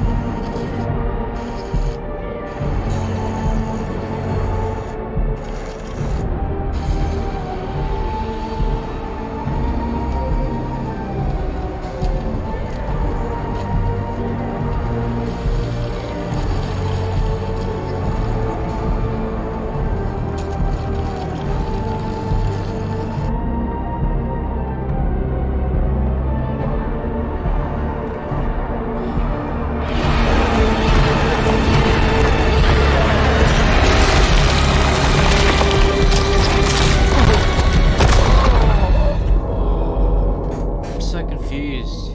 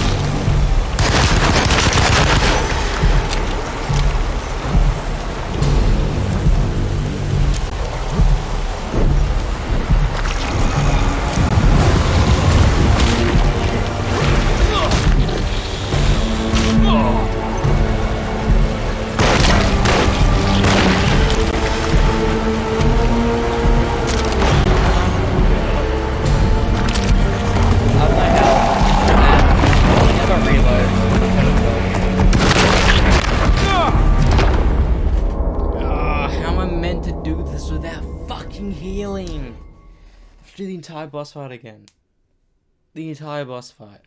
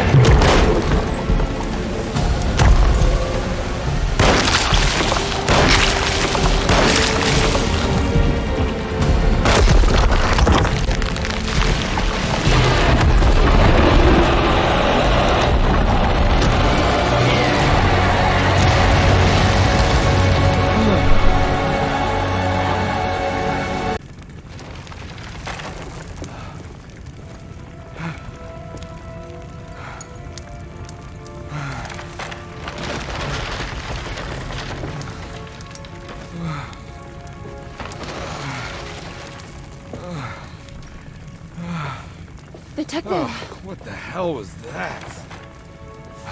I tried to tell you. There was so much evidence. Their devotion to the Black Goat was like nothing I've ever seen before. I felt so dumb believing any of it, but I'm glad I did. Are you okay? Everything is out of order. This isn't the way the story goes. I shouldn't be alive. Yeah. Well, you're welcome, buddy.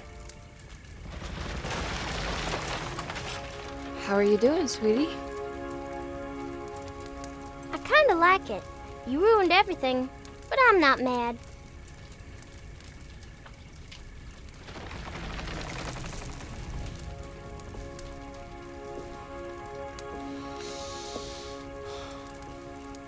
All right, you ready to head back to New Orleans? Come on, Jeremy. We're leaving. Can I come? I thought you said you didn't need saving. Don't leave her. She's important. Of course we're taking her with us.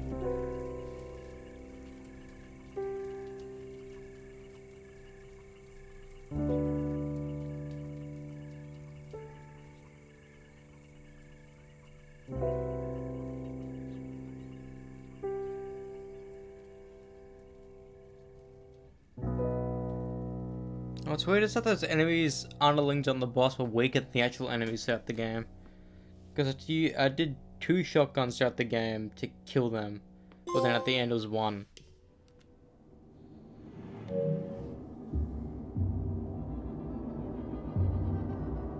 So, I completed the game. Is that setting up Alone in the Dark a potential sequel? With them both? But, well, I don't... Like, was it real? All our good intentions aside. What the hell? The credits go in like in like a circle thing. It's got in my head. We build a bright, sunless solitude.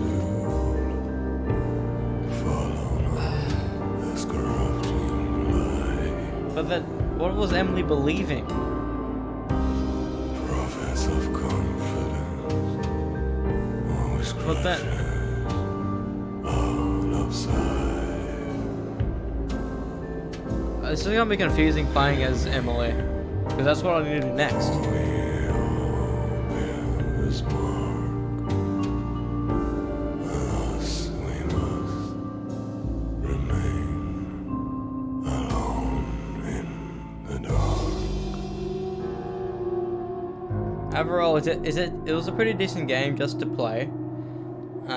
But it was very short for a game just to play.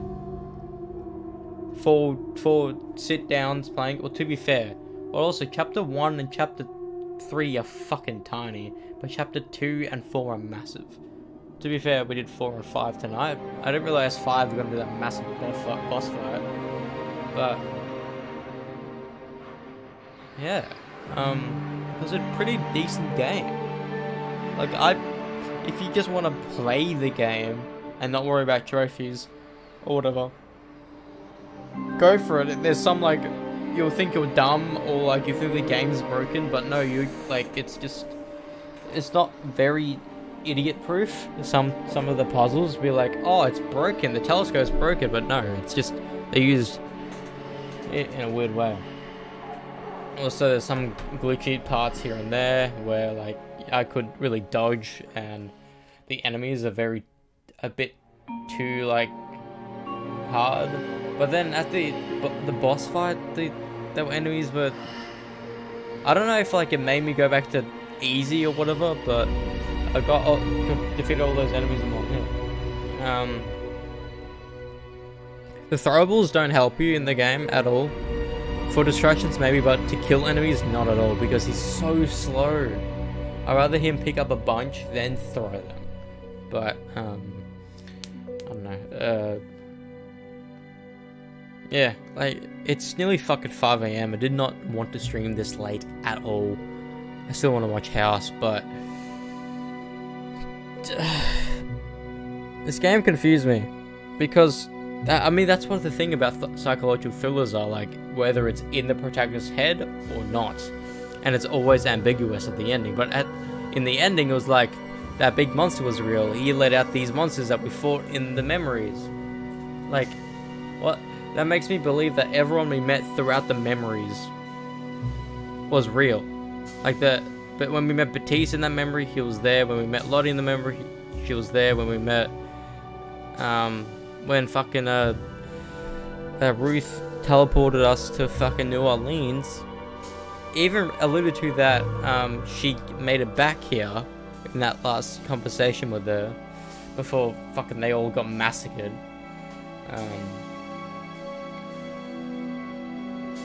Maybe Jeremy was originally meant to be the sacrifice. But who was the Dark Man?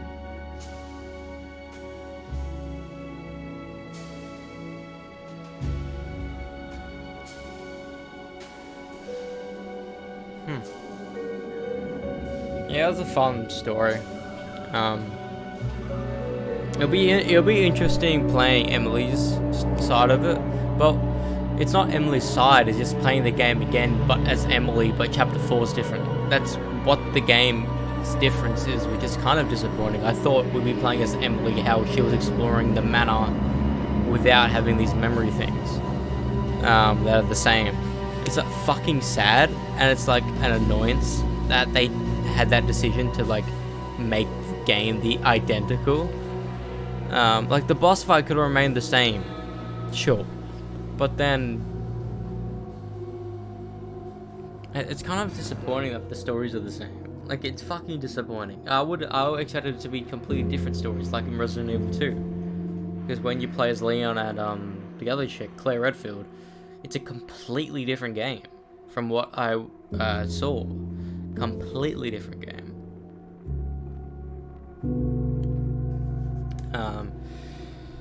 It's gonna be funny me just breezing through the game. It took us maybe 11 hours this playthrough, and I'm going to be able to do on another 3 hours. How the fuck? And to be fair, I don't need to do all the collectibles whatsoever. So it's probably gonna be easy. All this stuff. Also be easy. Just like knowing exactly what the clues are for. Because sometimes.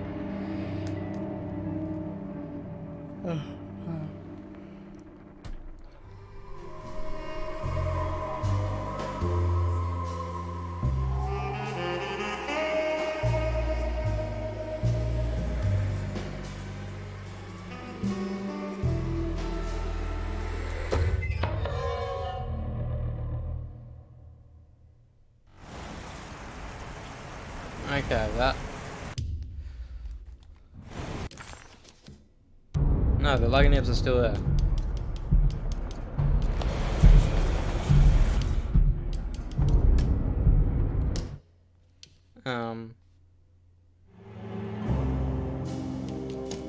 Because that's beginning of chapter 3, beginning of chapter 4, beginning of chapter 5. Fuck me, I played a solid 4 hours tonight. The length, basically the length of the stream. Wait, what? No. 7, 8, 9, 10, 11, yeah, 12.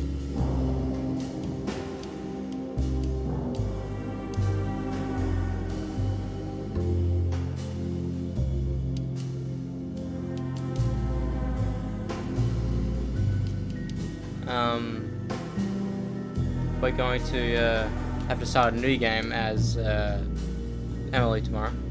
That's certain. But it's so weird that you can just finish the game.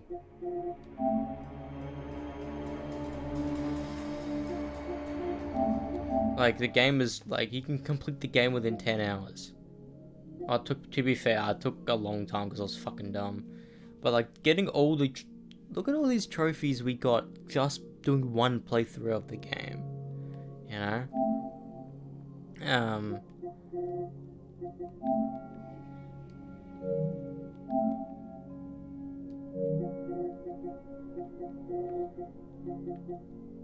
I don't got All Night as well as...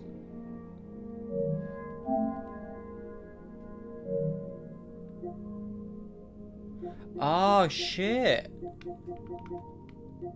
That's the specific trophy of chapter 4. These two ones.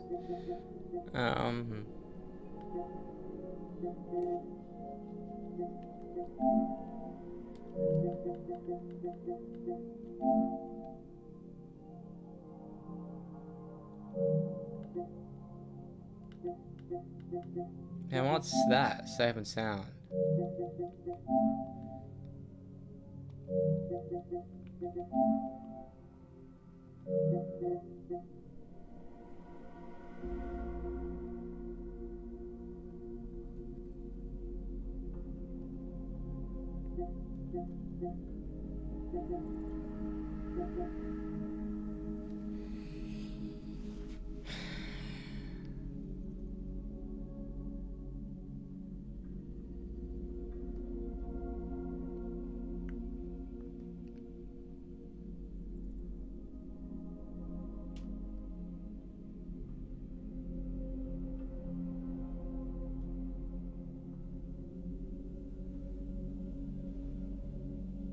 Why don't I actually look at this?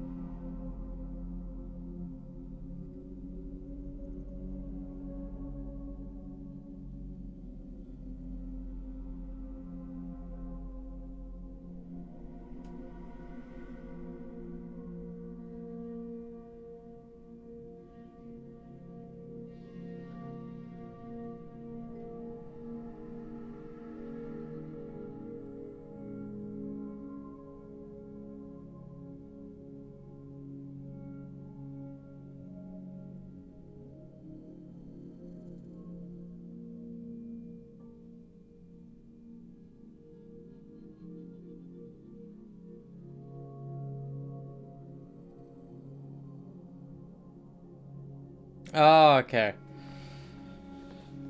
Automatic story later trophy during Emily's story. Okay.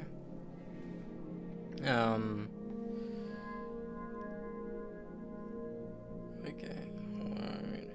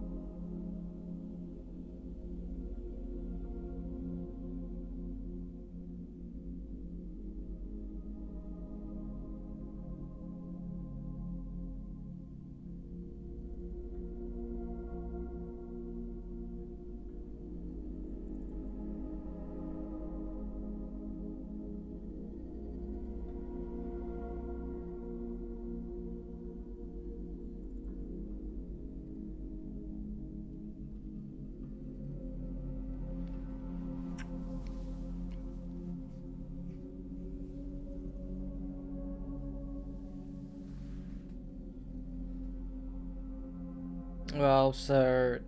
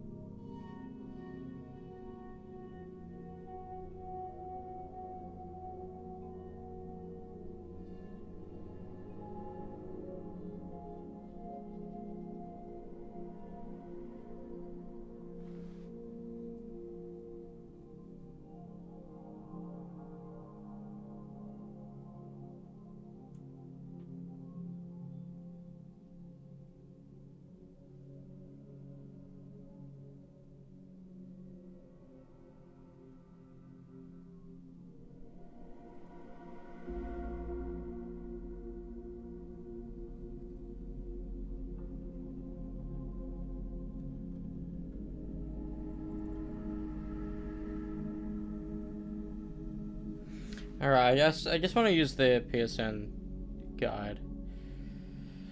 Like, there's a bunch of trophies supposedly I will get at the end of the run with the chick. Is final Lagniaps, riddle clues, chatterbox, you can't keep me out. Not these ones.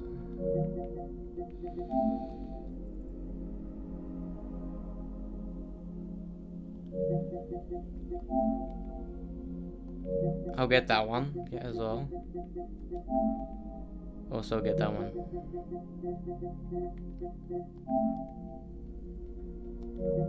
So, like, trophy list wise, we'll get we're getting a shit ton early just by playing the game. Then we'll have like less than 8 to get, like less than. Alright, I'm done. I need to hop off. I'm tired, but I want to watch House. So it's fucking 5, bro. What the fuck? I will see y'all tomorrow.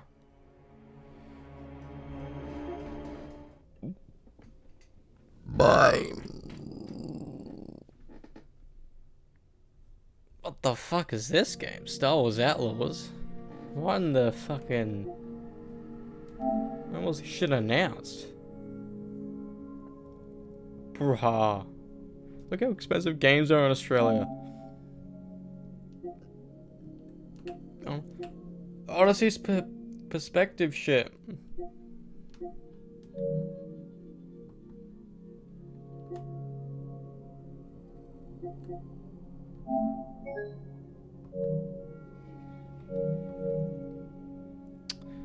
Bam, bam, bam, bam.